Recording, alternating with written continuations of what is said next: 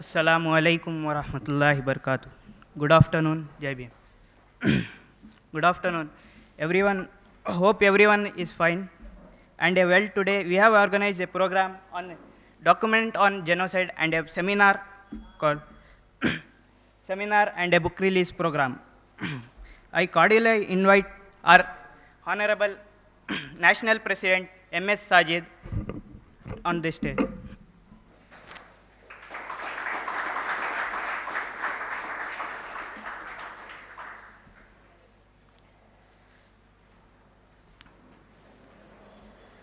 I like to call our State Vice President, Janab Advocate Raushan Nawaz Tunkur, to on the stage, please.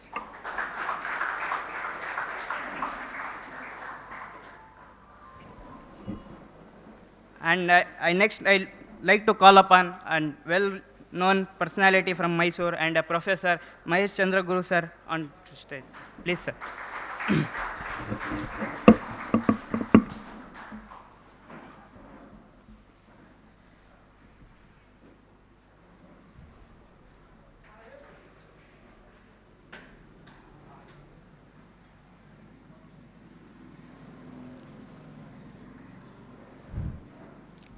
Next, I call upon advocate and a journalist and an activist, Advocate Barakolu Rangaswamy sir on the dais, sir.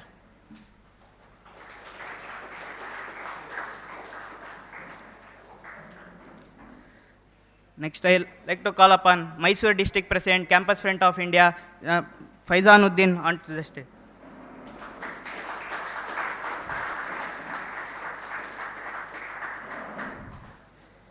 Next, I'll welcome you all to this program, intellectuals, students, and everyone. Once again, I call upon everyone. Thank you to the program. A very good afternoon to all respected dignitaries and my dear friends. I wish you a peaceful and prosperous life in our country. As we know,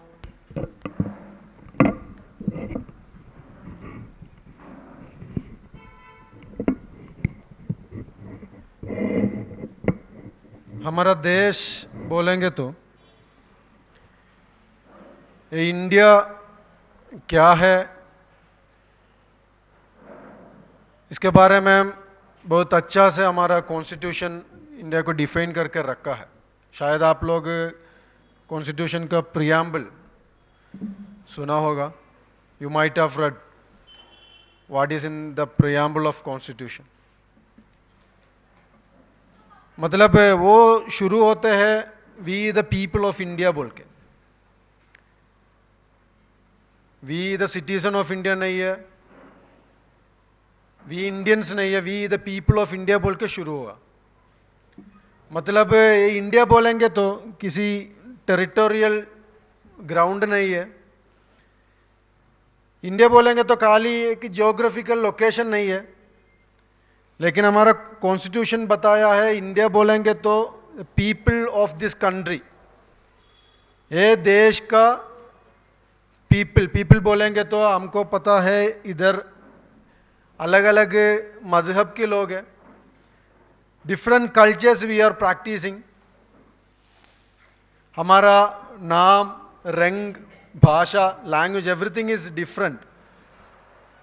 That is very diverse people we are here and we are united here in India. मतलब India का जो असल मायना या मतलब ऐसा होता है हम सब एक ही साथ पीसफुल रहने की वो रास्ते से हमारा इंडिया का डेवलपमेंट होगा. लेकिन अनफॉर्चुनेटली अब अभी देखेंगे तो प्रेजेंट इंडिया में क्या चल रहा है. जो मजहब के नाम पे लोगों को बीच में, लोगों को दिल में एक नफरत पैदा करने के लिए बहुत प्लान्ड ऑर्गेनाइज्ड काम चल रहा है. एक प्लान्ड ऑर्गेनाइज्ड काम चल रहा है नफरत पैदा करने के लिए, हेट डेवलप करने के लिए। अब लोग देखिए पिछले साल से या 10 साल से इंडिया में क्या क्या चेंजेस आया है, बहुत रैपिड चेंजेस आया है, constant changes is happening to the India. How it is happened, आप लोग देखिए रामनवमी सेलिब्रेशन इन 2022, 2021 में भी रामनवमी सेलिब्रेशन, अलग अलग हिंदू फेस्टिवल्स, मुस्लिम फेस्टिवल्स और सिख का फेस्टिवल्स, कोई भी धर्म का फेस्टिवल्स इधर अलग अलग लोग मना किया होगा, celebrated everybody. But what is peculiar to this 2022, Hindu celebration के नाम पे, रामनवमी सेलिब्रेशन के नाम पे, हनुमान जयंती सेलिब्रेशन के नाम पे ऑर्गेनाइज्ड वायलेंस कम से कम 8 स्टेट्स में हुआ है, 8 स्टेट्स मिनिमम। ये एक सेलिब्रेशन के नाम पे ऐसा हुआ नहीं है, यह बहुत प्लान्ड है। राजस्थान करौली देखेंगे तो, मध्य प्रदेश कारगोली देखोगे तो, और कर्नाटक में भी इसका प्रॉब्लम अभी आ रहे हैं, महाराष्ट्र में हुआ है, जहांगीरपुरी में हुआ है। ऐसा एक प्लान्ड वायलेंस एक हिंदू फेस्टिवल के नाम पे किसने बनाया है? हमको पता है कि हर एक रिलीजन का अलग अलग सेलिब्रेशन रहते हैं परिवार के साथ, और हमारा देश के अलग अलग लोगों के साथ हम खुशी से मनाते हैं। लेकिन जो आरएसएस क्लियरली बताएंगे तो आरएसएस हिंदुत्व आइडियोलॉजी बोल के आरएसएस सामने रखा है, वो हिंदू धर्म से बहुत फर्क है। हिंदू धर्म एक अलग चीज है, हिंदुत्व एक अलग चीज है, एक पॉलिटिकल आइडियोलॉजी है। तो ये आरएसएस ने बहुत प्लान करके ये पूरा वायलेंस देश में बनाया है। हम अलग अलग मजहब के लोग एक ही साथ इधर रहने के सोच रहे और ऐसा रहा था, लेकिन अभी पूरा तुरंत चेंज हुआ है। 1 साल में इतना बड़ा चेंजेस आया है, बहुत सालों से चेंजेस चल रहे हैं, लेकिन अभी देखेंगे तो 1 ही साल के अंदर बहुत बड़ा चेंजेस आ गया है। आप लोग देखा होगा, न्यूज़ में पढ़ा होगा, अभी ये जेसीबी राज चल रहा है, जेसीबी चल रहा है। 1980s में हमको पता है जो अद्वानी का रथ यात्रा चल रहे थे, the similar kind of another politics is happening now, that is JCB. JCB is coming and they destroying Muslim properties, और मस्जिद के सामने जा रहे हैं जेसीबी, मुसलमान को कत्ल करने के लिए जेसीबी चला रहे हैं। आप लोग समझना है ये जेसीबी पॉलिटिक्स, उधर सुप्रीम कोर्ट का एक ऑर्डर है स्टेटस को मेंटेन करना है बोल के, वो ऑर्डर के साथ उसके बावजूद भी मुस्लिम ये इलाका में डिस्ट्रॉय करने के लिए, डिमोलिश करने के लिए जेसीबी चला रहे, गवर्नमेंट चला रहे। और इसके खिलाफ ये वायलेंस, ये वायलेशन सुप्रीम कोर्ट ने ऑब्जर्व किया है, बहुत बड़ा सीरियस है। सुप्रीम कोर्ट का ऑब्जर्व रूलिंग उधर है, फिर भी ये लोग क्यों ऐसा किया बोल के सुप्रीम कोर्ट ने बताया, लेकिन आगे सुप्रीम कोर्ट किसी भी स्टैंड नहीं लिया है। ये खाली एक इशू में नहीं है, आप देखेंगे तो पूरा जुडिशियल प्रोसेस और जुडिशियल इंटरवेंशन अभी पिछले महीना से, पिछले सालों से देखेंगे तो जितना भी इश्यूज है, खाली मुसलमान के इश्यूज नहीं है, जो पीपल्स इश्यूज बोलेंगे तो सुप्रीम कोर्ट उसी में इतने इंटरेस्ट नहीं दिखा रहे। मतलब एक गवर्नमेंट के खिलाफ आने का जितना भी केसेस है, सुप्रीम कोर्ट उसी में ज़्यादा इंटरेस्ट नहीं दे रहे। आप ध्यान होना है, इधर कोविड हुआ है, कोविड के टाइम में, पैंडेमिक का टाइम में, जो बाहर फॉरेन कंट्रीज में जितना भी इंडियंस है उनको बाहर इधर इंडिया में लेके आने के लिए गवर्नमेंट फ्लाइट चलाना है बोल के सुप्रीम कोर्ट में एक केस फाइल किया है, लेकिन सुप्रीम कोर्ट वो अभी तक कंसिडर नहीं किया है। शायद वो लोग इधर आके उनका बच्चे को 2 साल होने का चांस हो गया होगा, फिर भी सुप्रीम कोर्ट एक केस अभी तक कंसिडर नहीं किया है। जो कश्मीर में 370 एब्रोगेशन हुआ है, उसी में सुप्रीम कोर्ट वो केस हियरिंग प्रॉपर नहीं किया है।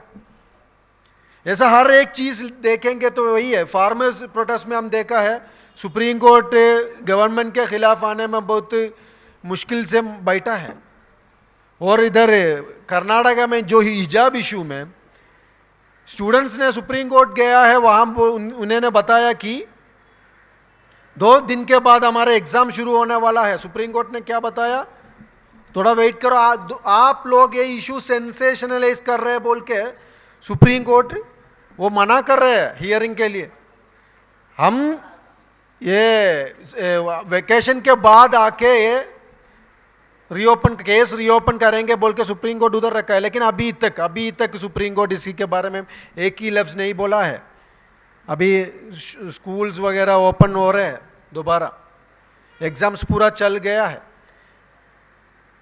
क्यों एक ही कम्युनिटी के खिलाफ, एक खाली मुसलमान के खिलाफ नहीं है, वो समझना है। हम उत्तर प्रदेश देखेंगे तो हमको पता चलेगा हर एक दिन में दलित लोगों के खिलाफ रेप चल रहे हैं।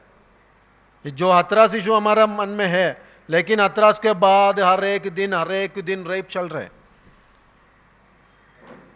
तो इधर का जो अल्पसंख्यक माइनॉरिटीज, दलित, SC ST लोगों के खिलाफ एक बड़ा पॉलिटिक्स चल रहे हैं, वो उसी पॉलिटिक्स के हिंदुत्व चला रहे हैं। ये सब एक ही चीज़ का साइन है। ये सब भी एक ही इंडिकेशन दे रहे हैं हमको कि हमारा देश में एक जेनोसाइड चल रहा है, एक जेनोसाइड का एक ग्राउंड बना रहे हैं। जेनोसाइड बोलेंगे तो किसी भी ग्रुप को या मजहब के लोगों को मास किलिंग करना है। मास किलिंग बोलेंगे तो इंडिया में एक नया चीज़ नहीं है। हाशिमपुरा में 42 मुसलमानों को खड़े करके पुलिस ने शूट किया है, पुलिस ने शूट किया है हाशिमपुरा में। गुजरात में 2002 में हमको पता है 2000 मुसलमानों को मास किलिंग किया है। सिख लोगों को 1985 में हुआ है, दिल्ली, असम में, दिल्ली में। ऐसा बहुत सारे इंसिडेंट्स हमारे देश में हमको बता सकता है कि जेनोसाइड के नाम पे। तो ये जेनोसाइड क्या है, हमारा देश में जेनोसाइड कैसे चल रहा है, कौन चला रहा है, ये हम समझना है। ये देश का people, we the people of India बोलते हैं ना, वो हम लोग समझना है। वो एक डॉक्यूमेंट है, कैंपस फ्रंट ने दिल्ली में हमने इसका इनागुरेशन किया है। Professor Apoorvanand Manoj Jha, member of parliament वगैरह उसी प्रोग्राम में शामिल थे। उसी प्रोग्राम में हमने इनागुरेट किया है डॉक्यूमेंट ऑन जेनोसाइड बोल के। ये हम डिस्कस करना है इंडिया में कैसे चल रहे हैं। ये RSS ने एक इंडिया ड्रीम कर रहे हैं, उनका ख्वाब है इधर खाली ब्राह्मणवाद, ब्राह्मणिस्ट लोगों का एक डोमिनेशन इधर आना ज़रूरी है। खाली पॉलिटिकल पावर में नहीं है, जुडिशरी में ब्राह्मण का डोमिनेशन चाहिए। पूरा देश का सिक्योरिटी फोर्सेस देखेंगे तो उसी में ब्राह्मण का ये चाहिए, डोमिनेशन चाहिए। आप लोग देखिए हमारे इकोनॉमी कौन हैंडल कर रहे हैं? गुजराती का बनिया जैसा upper class, upper caste people handle कर रहे हैं। मतलब ये 21st सेंचुरी का ब्राह्मणिस्ट आइडिया है RSS, वो RSS एक्सिक्यूट कर रहे हैं। ये हम सही से समझना है, वो हम बार बार डिस्कस करना है, वही हमारा मकसद इसी प्रोग्राम से। तो ये जेनोसाइड का 10 स्टेजेस बता दिया है इंटरनेशनल लेवल पे अलग अलग स्कॉलर्स। ग्रेगरी स्टैंटन बोल के एक प्रोफेसर है, उन्होंने पहले ये जेनोसाइड के बारे में 10 स्टेजेस ऑफ जेनोसाइड बोल के बताया है, शायद आप लोग सुना होगा। ये ग्रेगरी स्टैंटन ने रुवांडा में 1994 में जेनोसाइड हुआ था, उससे 10 साल पहले उन्होंने बताया है, प्रेडिक्ट किया है रुवांडा में जेनोसाइड होने का चांस है बोल के उन्होंने प्रेडिक्ट किया है। क्योंकि ऐसा एक हालत रुवांडा बोलेंगे तो एक छोटा देश है, वहाँ का लोकल लोगों के खिलाफ एक जेनोसाइड हुआ था 1994 में। उन्होंने और वेरियस अलग स्कॉलर्स ने बताया कि इंडिया में जेनोसाइड का एक ग्राउंड अभी रेडी है, मास किलिंग करने का एक ग्राउंड रेडी हो गया है। अभी वो 8th स्टेज में हुआ है, बाकी 2 स्टेजेस बाकी है इंडिया में, वो 2 स्टेज में पूरा कत्ल करने के, जो इंडिया देश कत्ल करने का एक प्लान इधर चल रहे हैं बोल के ये स्टैंडन और अलग अलग प्रोफेसर स्कॉलर्स वगैरह बता दिया है। आप लोग देखिए ये जेनोसाइड में अलग अलग स्टेज है, वो बुक में बहुत अच्छा से हमने डॉक्यूमेंट किया है। आपका जो ह्यूमैनिटी या आपका राइट्स, सिटीजन बोल के राइट्स है, ह्यूमन राइट्स है, ये कोई भी राइट्स आपको इधर देश में एंजॉय करने का एक मौका नहीं मिलेगा। एक जेनोसाइड का प्री स्टेज है वही है, वैसा एक हालत में है अभी हम लोग। आप लोग समझिए हिजाब पहना हमारा राइट है, कॉन्स्टिट्यूशनल राइट है, लेकिन पहन नहीं सकते। यू कांट वेयर हिजाब and it becomes normal thing. ये एक नॉर्मल चीज हो गया है। आप लोग को हिजाब नहीं पहन सकते, वो कोई प्रॉब्लम नहीं बना रहे, नहीं पहनना है नहीं पहनेंगे, ऐसा एक हालत बन गया है। हर दिन रेप हो रहा है दलित के खिलाफ, दलित लड़की के खिलाफ, एक नॉर्मल चीज हो गया है। बीफ के नाम पे कत्ल चल रहे हैं, हर दिन चल रहे हैं, नॉर्मल हो गया है। मतलब कितना भी वायलेशंस आपके ऊपर हुआ है, कोई प्रॉब्लम नहीं है इसी देश में, ऐसा एक हालत हुआ है। हमारा ह्यूमन राइट्स का किसी भी तरह का कीमत नहीं है अभी। और आप लोग अगर पुलिस स्टेशन में जाके एक कंप्लेंट डालने के लिए कोशिश करेंगे तो क्या होगा, कंप्लेंट इतना सीरियस कंसिडरेशन नहीं मिलेगा। जो उत्तर प्रदेश में देखा होगा, अपना बच्चे को इल्लीगली अरेस्ट करने के लिए आया है एक रोशनी बोल के एक लड़की, और उनकी माँ क्या बोला, नहीं अरेस्ट नहीं करना है बोल के उनके सामने खड़े किया है, लेकिन क्या होगा, पुलिस ने शूट किया है उनको। नॉर्मल चीज़ है, कोई भी प्रॉब्लम नहीं है इधर इंडिया में। ये जेसीबी चला रहे, नॉर्मल चीज़ हो गया। सुप्रीम कोर्ट का ऑर्डर है, फिर भी ये नॉर्मल चीज़ जैसा प्रैक्टिसिंग हो रहा है। अलग अलग रिलीजियस सेंटर्स, मस्जिद्स के खिलाफ अभी मूवमेंट चल रहे हैं, ज्ञानवापी में, मथुरा में, इधर कर्नाटका में चल रहे हैं, एक नॉर्मलाइज बना रहे हैं। मतलब ये जेनोसाइड का एक प्रिल्यूड है। मतलब उसका एक पहले चीज़ चाहिए, सब चीज़ नॉर्मल होना है, एक लेजिटिमेशन मिलना है, इनको लेजिटिमेसी मिलना है। मतलब आप लोगों को कत्ल करने के लिए एक लेजिटिमेसी मिलना है। किसका लेजिटिमेसी?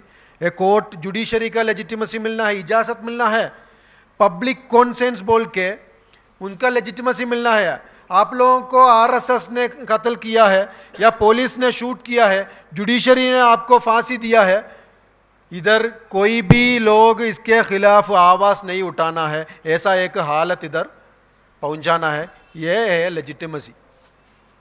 तो ये लेजिटिमेसी के लिए अभी ये लोग काम कर रहे हैं। अभी ये ऐसा हाफ लेजिटिमेसी हो गया है। और दूसरा एक चीज़ है इसका, ये एक एकेडमिक ग्राउंड बनाना है। एकेडमिक ग्राउंड बनाए लेजिटिमेसी बनाने के लिए। एकेडमिक ग्राउंड बनाने के लिए क्या करेंगे, आप लोग इसी देश का वायरस है, हमेशा ये बोलते रहते हैं कैंसर है, आप लोग वायरस है, आप लोग कोविड फैला रहे हैं, आप लोग देश में प्रॉब्लम बना रहे हैं, टेरर बना रहे हैं, हमेशा इसका कैंपेन चल रहा है। आप शायद आप लोग एक कहानी सुना होगा, एक बकरी को क्या है, पहले कुत्ता है, बकरी नहीं है कुत्ता है बोल के हमेशा बोलते रहेगा। उसके बाद ये कुत्ता पागल कुत्ता है बोल के एक कहानी चेंज होगा। फाइनली क्या होगा, पागल कुत्ते के सब लोग क्या करेंगे, मारेंगे। ऐसा है मुसलमान के खिलाफ, दलितों के खिलाफ, पिछड़े लोगों के खिलाफ अभी देश में एक एक करके ये लोग उधर ये एग्जीक्यूट करेंगे। सबसे पहले मुसलमान के खिलाफ है, ये उनका बंच ऑफ थॉट्स बुक में बताया क्लियरली। इंटरनल थ्रेट्स में सबसे पहले मुसलमान लोग हैं। सो एकेडमिक ग्राउंड इसी में बनाएंगे।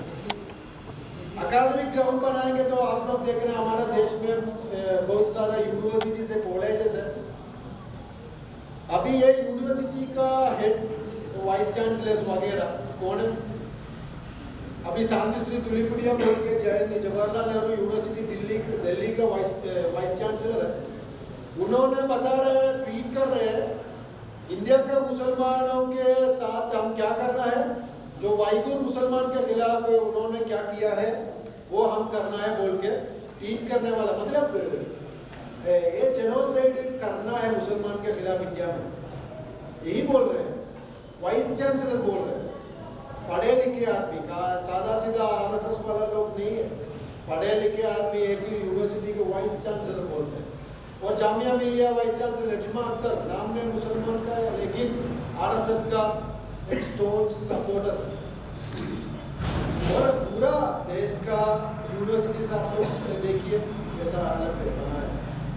और ये लोग क्या है, एक प्रोजेक्ट गवर्नमेंट फंड करके प्रोजेक्ट के लिए इनविटेशन है मुस्लिम इस्लामिक फंडामेंटलिज्म के बारे में पढ़ाई करना है।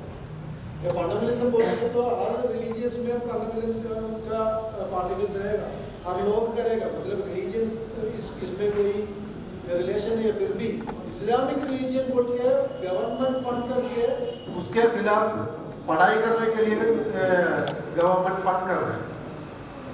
और प्रोजेक्ट अलग अलग है, अकादमिक पर्पस अलग अलग है, बुक्स वगैरह मुसलमान के खिलाफ ये लोग लॉन्च कर रहे हैं, हिस्ट्री वगैरह चेंज कर रहे हैं, आपको पता है सैफ्रनाइजेशन वगैरह वगैरह।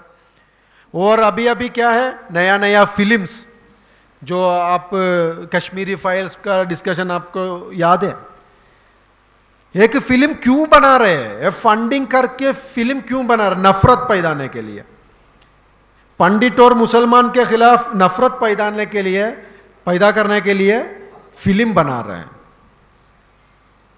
मतलब गवर्नमेंट फंड करके इधर लेजिटिमेसी बनाने के लिए, मुसलमान को कत्ल करने के लिए, दलित लोगों को रेप करने के लिए, ये लेजिटिमेसी होना है, एकेडमिक बैकग्राउंड बनाना है, इसलिए अभी बहुत प्लान्ड ऑर्गेनाइज्ड काम चल रहे हैं। ये रामनवमी सेलिब्रेशन में ने इसलिए बताया कि हर जगह में एक ही तरीका से हुआ है, ये पूरा एक ही तरीका से हुआ है, किसी एक ही छोटा इशू से शुरू होके एक एक ग्रुप बना के उसी में एक आरएसएस आदमी थे, वो आरएसएस आदमी हर जगह जाके मुसलमान के खिलाफ ये वायलेंस बनाने के लिए कोशिश किया है। Same pattern everywhere they have practised. So this is what happening in our country. ये डॉक्यूमेंट इसलिए इंपॉर्टेंट है कि हर एक चीज हिस्ट्री के बारे में डॉक्यूमेंटेशन बहुत इंपॉर्टेंट चीज है। इधर eminent persons are sitting here, they will be discussing different aspects of things, क्योंकि हमको पता है ये हिस्ट्री इरेज करने के लिए एक बड़ा कैंपेन आरएसएस के खिलाफ चल रहा है। अभी आपका देश में है, केबी हेडगेवार का स्पीच टेक्स्ट बुक में इंक्लूड किया है। श्रीनारायण गुरु बोल के एक केरला रिनेसेंस एक्टिविस्ट है, उनका निकाल रहे हैं टेक्स्ट बुक से बहुत सारा चीज़ है। एक कास्ट ऑपरेशन के खिलाफ जितना भी प्रोटेस्ट हमारा देश में हुआ है वो सब टेक्स्ट बुक से निकाल रहे हैं। गांधी को ये गोडसे ने मारा है, वो टेक्स्ट बुक से निकाल रहे हैं, गांधी का पार्ट भी निकाल रहे हैं। और हमारा ये कॉन्स्टिट्यूशन, इंडिया ऐसा होने का सबसे बड़ा कारण एक चीज़ है, हमारा बाबा भीमराव अंबेडकर, उनके बारे में जितना भी चीज़ है वो लोग ये आरएसएस लोग असिमिलेट करने के लिए कोशिश कर रहे हैं। मतलब नया जनरेशन क्या सीखेंगे, आरएसएस के बारे में सीखेंगे, आरएसएस लीडर ने क्या बताया है वो सीखेंगे, लोगों के बीच में नफरत होगा इसी की वजह से। तो मतलब नया जनरेशन क्या है, आरएसएस का एक अच्छा जनरेशन, आरएसएस क्या बोलेंगे वो ओबे करने का एक लोग आएगा इधर। यही हम इसलिए ये डॉक्यूमेंट इम्पोर्टेंट है कि हर एक चीज़ हमारा टेक्स्ट बुक से निकाल रहे हैं। Even from Google they have been removing, and you know some 12,000 records have been removed regarding Gandhi assassination. 12,000 का फाइल्स गांधी असैसिनेशन के बारे में जितना भी हमारा पार्लियामेंट वगैरह डिस्कशन हुआ था, उसी चीज़ से ये लोग क्या किया है, डिमोलिश किया है, इरेज किया है। आप लोग देखेंगे तो 2002 में गुजरात में वायलेंस हुआ है, राइट हुआ है, उसके बाद बहुत सारा चीज़ निकाल गया है। ये खाली आरएसएस जैसा लोग नहीं कर रहे, इंटरनेशनल लेवल पे जितना भी गवर्नमेंट है वो कर रहे हैं। चाइना में आपको डेटा नहीं मिलेगा, अभी इंडिया में देखिए 2021 का सेंसस डेटा आपको नहीं मिलेगा, एनएसएस डेटा नहीं मिलेगा, जितना वायलेंस ये लोगों के ऊपर हो रहा है, डेटा नहीं मिलेगा, डेटा नहीं दे रहे government. And similar patterns we can see in Israel they are doing against Palestinians. Data erase कर रहे हैं. और ये लोग का एम एक ही है, एक ही नेशन वन रेशन कार्ड. शायद सुना होगा, अच्छा स्लोगन है सुनने में, one nation one ration card.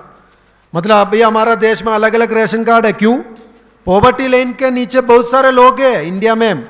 80% लोग 30 रुपये में पर डे 30 रुपये में काम कर रहे हैं. 80% लोग पॉवर्टी में सबसे नीचे. हम 114 में ग्लोबल रेटिंग हमारा. इतना बड़ा पॉवर्टी है हमारा देश में. मतलब ये one nation one ration card बोलेंगे तो जो जितना भी गरीब लोग हैं उनके हटाएंगे, निकालेंगे, देश से निकालेंगे. वही है one nation one election. There will be one election only. One nation one party. मतलब हमारा इंडिया का डेमोक्रेसी का सबसे बड़ा चीज है ओपोजिशन पार्टीज. ओपोजिशन पार्टीज इधर नहीं रहेगा. आरएसएस का एक बड़ा मुद्दा है, प्रतिपक्ष नहीं रहेगा. ओपोजिशन के कत्ल करेंगे ये लोग. One nation one exam. अभी central university entrance test one exam आ रहे हैं. और one nation one language, only Hindi, Sanskrit is creating importance. One nation one religion. Recently RSS का नेता ने क्या बताया? पूरा देश का एक ही मजहब है, हिंदू. वो 4 लोग रहते हैं हिंदू में बोल के नया आरएसएस का चीज आया था ना, वन नेशन वन रिलीजन. ऐसा एक हालत बनाने के लिए कोशिश कर रहे हैं. लेकिन कॉन्स्टिट्यूशन क्या बोल रहा है? डाइवर्सिटी. डाइवर्सिटी हमारा सबसे बड़ा चीज, ये हटाने के लिए कोशिश कर रहे हैं. इसलिए ये डॉक्यूमेंट बहुत इंपॉर्टेंट है, मैं ऐसा समझ रहा है. और आप लोग स्टूडेंट्स लोग, हम लोग ये बार बार डिस्कस करना, क्योंकि हम फ्यूचर लीडरशिप है.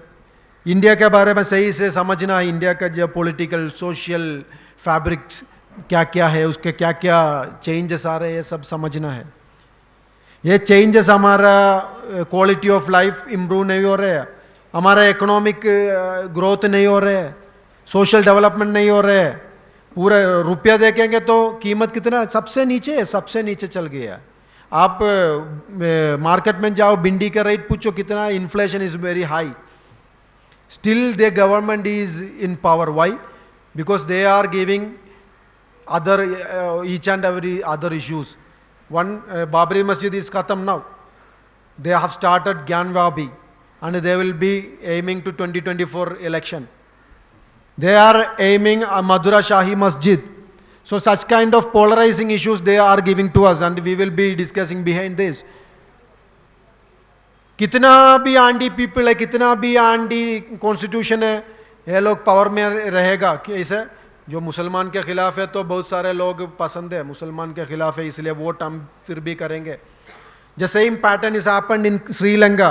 यू हैव नोटिस्ड श्रीलंका में सही में एक शैडो एनिमी क्रिएट करके वो लोग प्रॉब्लम है, वो लोग एनिमी है, वो लोग खिलाफ है बोल के हमेशा बोलते बोलते पावर में रहा है. फाइनली क्या हो गया? 1 लीटर दूध खरीदने के लिए 1000 रुपीज़ देना पड़ेगा.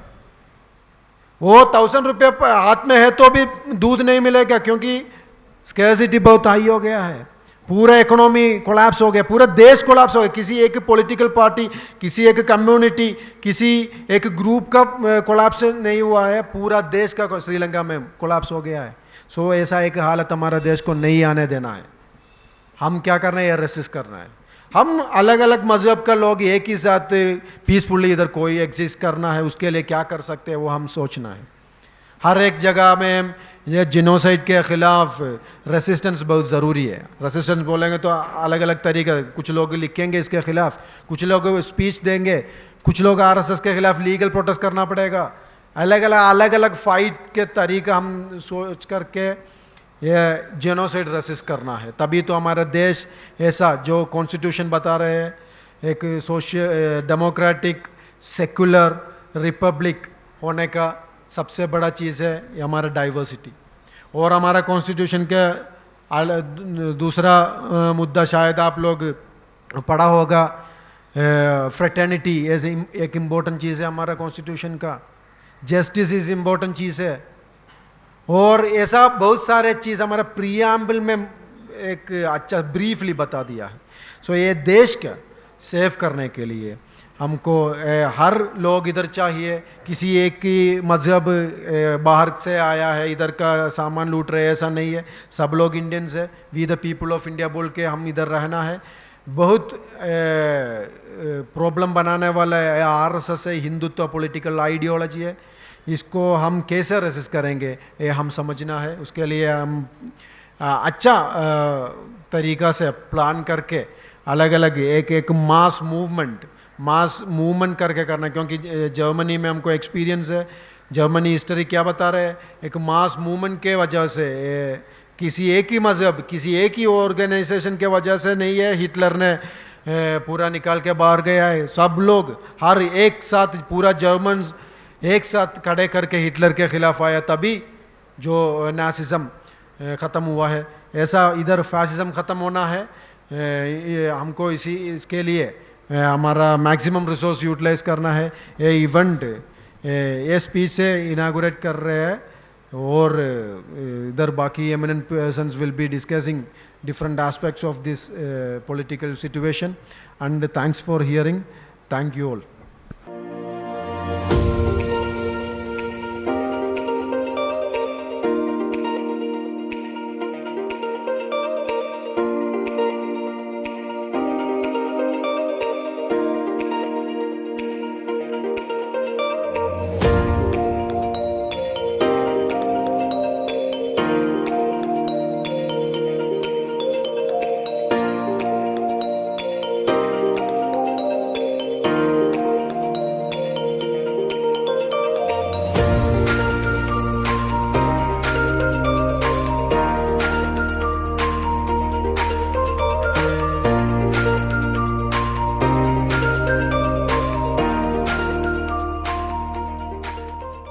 ಪರ್ಪಸ್ ಫ್ರಂಟ್ ಆಫ್ ಇಂಡಿಯಾ ವತಿಯಿಂದ ಈ ದೇಶದಲ್ಲಿ ಇತ್ತೀಚಿನ ವರ್ಷಗಳಲ್ಲಿ ಹಿಂದುತ್ವ ಫ್ಯಾಸಿಸ್ಟರ ಅಧಿಕಾರಾವಧಿಯಲ್ಲಿ ನಡೀತಾ ಇರತಕ್ಕಂತಹ ಜನಾಂಗೀಯ ಹತ್ಯೆಯನ್ನು ಕುರಿತಂತಹ ಒಂದು ಕೃತಿ ಬಿಡುಗಡೆ ಸಮಾರಂಭದಲ್ಲಿ ಒಂದು ಸಂವಾದ ಕಾರ್ಯಕ್ರಮದಲ್ಲಿ ಭಾಗಿಯಾಗಿರ್ತಕ್ಕಂತಹ ವೇದಿಕೆ ಮೇಲಿರ್ತಕ್ಕಂಥ ಎಲ್ಲ ಗಣ್ಯರೇ, ವೇದಿಕೆ ಮುಂಭಾಗದಲ್ಲಿರ್ತಕ್ಕಂತಹ ಗೌರವಾನ್ವಿತ ದೇಶ ಬಾಂಧವರೇ, ಸ್ವಾತಂತ್ರ್ಯ ಪೂರ್ವದಲ್ಲಿ ಜರುಗಿದಂತಹ ರಾಷ್ಟ್ರೀಯ ಸ್ವಾತಂತ್ರ್ಯ ಚಳವಳಿಯಲ್ಲಿ ಎಲ್ಲ ಧರ್ಮೀಯರು, ಎಲ್ಲ ಜನಾಂಗಗಳು, ಎಲ್ಲ ಬುಡಕಟ್ಟುಗಳು, ಸಮುದಾಯಗಳು ಅತ್ಯಂತ ಪ್ರೀತಿಯಿಂದ ಮತ್ತು ಬದ್ಧತೆಯಿಂದ ಭಾಗವಹಿಸಿದರು. ಈ ದೇಶಕ್ಕೆ ಸ್ವಾತಂತ್ರ್ಯವನ್ನು ತಂದುಕೊಟ್ಟವರು ಬಹುಸಂಖ್ಯಾತರಾಗಿರ್ತಕ್ಕಂತಹ ಬಹುಜನ ಬಂಧುಗಳು, ದಲಿತರು, ಆದಿವಾಸಿಗಳು, ಅಲ್ಪಸಂಖ್ಯಾತರು, ಹಿಂದುಳಿದವರು, ಈ ಸ್ವಾತಂತ್ರ್ಯ ಚಳವಳಿಯನ್ನು ವಿರೋಧ ಮಾಡಿದವರು. ಆ ಸಂದರ್ಭದಲ್ಲಿ ಬ್ರಿಟಿಷರ ಜೊತೆ ಕೈ ಜೋಡಿಸಿದವರು, ಚಮಚಾಗಿರಿ ಭತ್ಯೆ ಸ್ವೀಕಾರ ಮಾಡಿದವರು, ತಪ್ಪೊಪ್ಪಿಗೆ ಪತ್ರ ಬರ್ಕೊಟ್ಟವರು, ನಿಜವಾದ ದೇಶದ್ರೋಹಿಗಳು ಇವತ್ತು ನಮ್ಮ ದೇಶ ಆಳ್ತಾ ಇದ್ದಾರೆ. ಸರಿಯಾ ಇದು?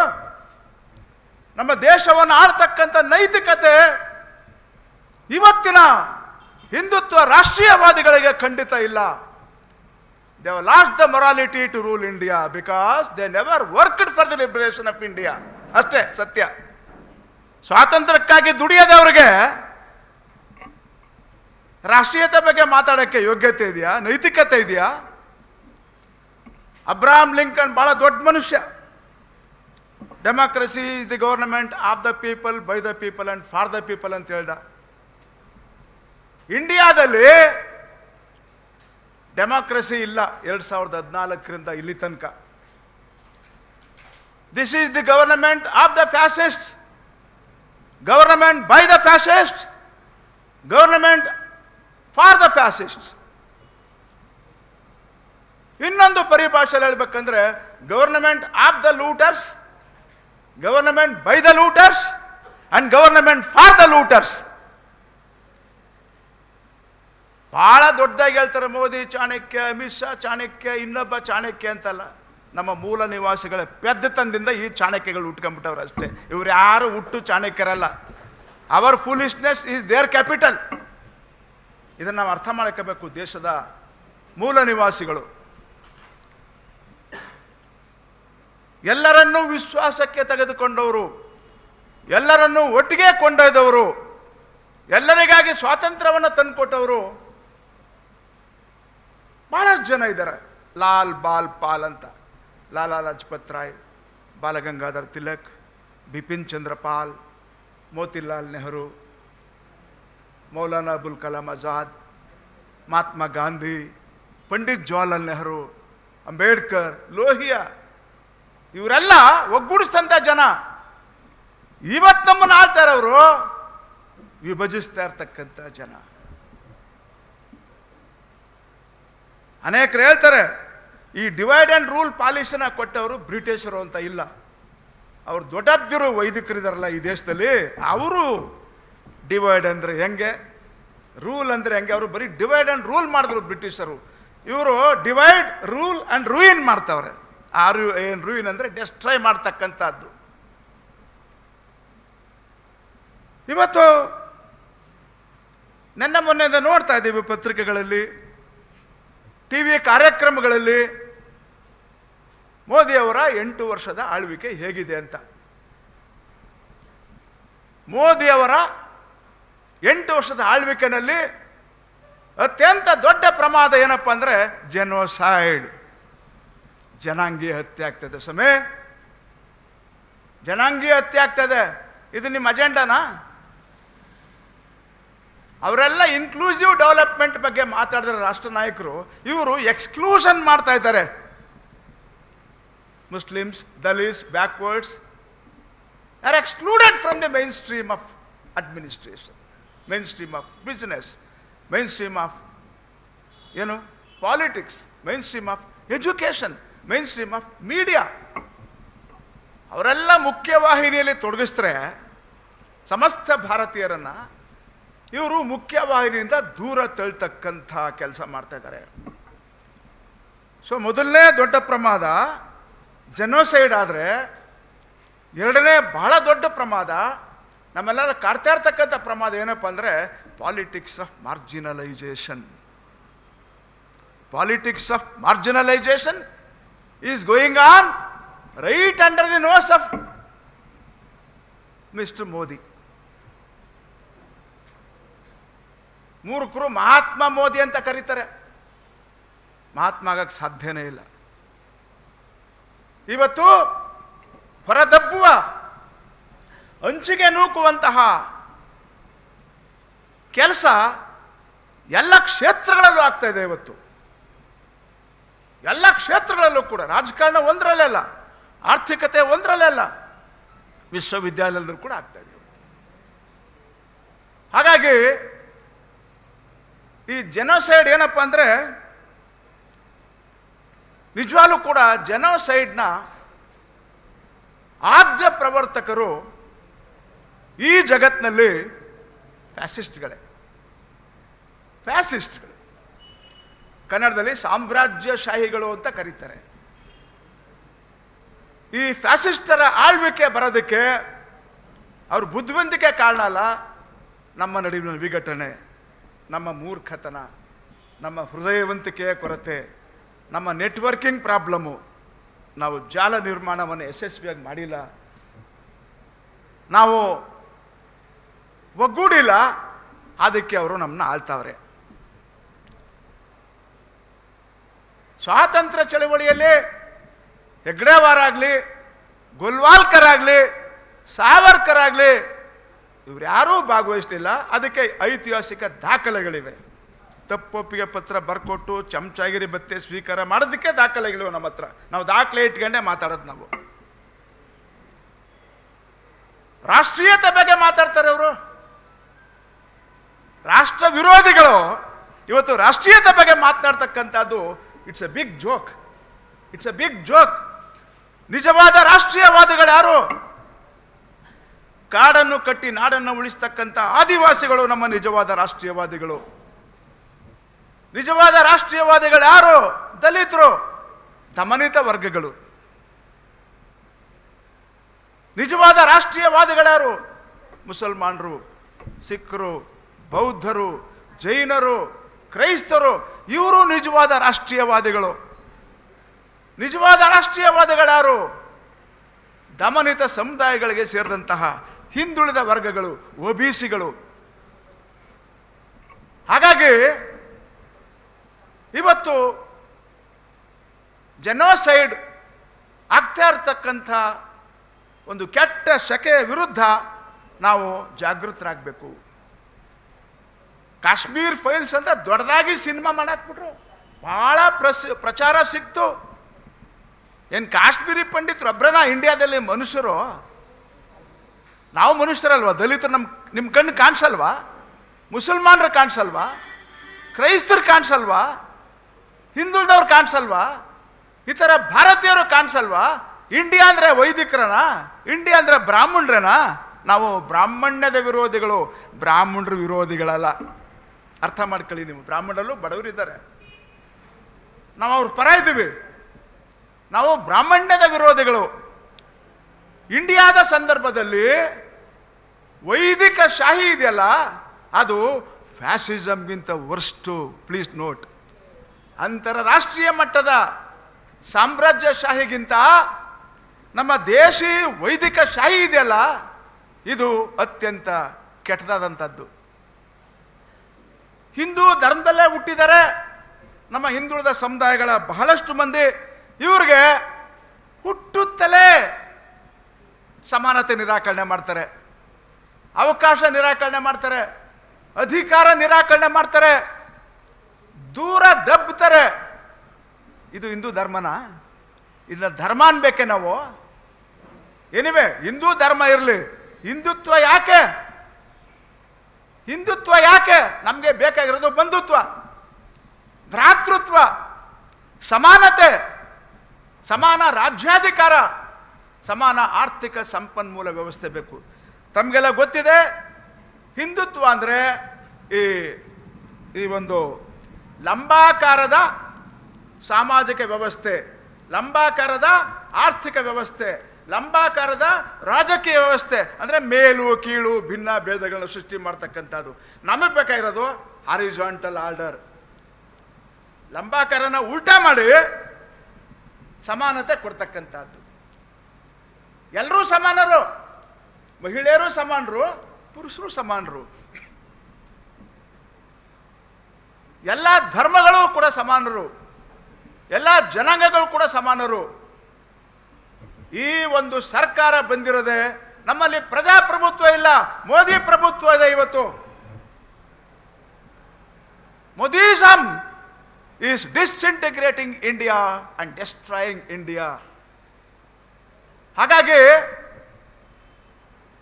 ಸಬ್ಕಾ ಸಾಥ್ ಮಾತಿನಲ್ಲಿ, ಸಬ್ಕಾ ವಿಕಾಸ್ ಮಾತಿನಲ್ಲಿ, ಸಬ್ಕಾ ವಿಶ್ವಾಸ್ ಮಾತಿನಲ್ಲಿ ನಿಜವಾದ ಅರ್ಥದಲ್ಲಿ ಇವರು ಎಲ್ಲರನ್ನು ಕೊಂಡೊಯ್ತಕ್ಕಂಥ ಕೆಲಸ ಮಾಡ್ತಾ ಇದ್ದಾರೆ ಇವರು.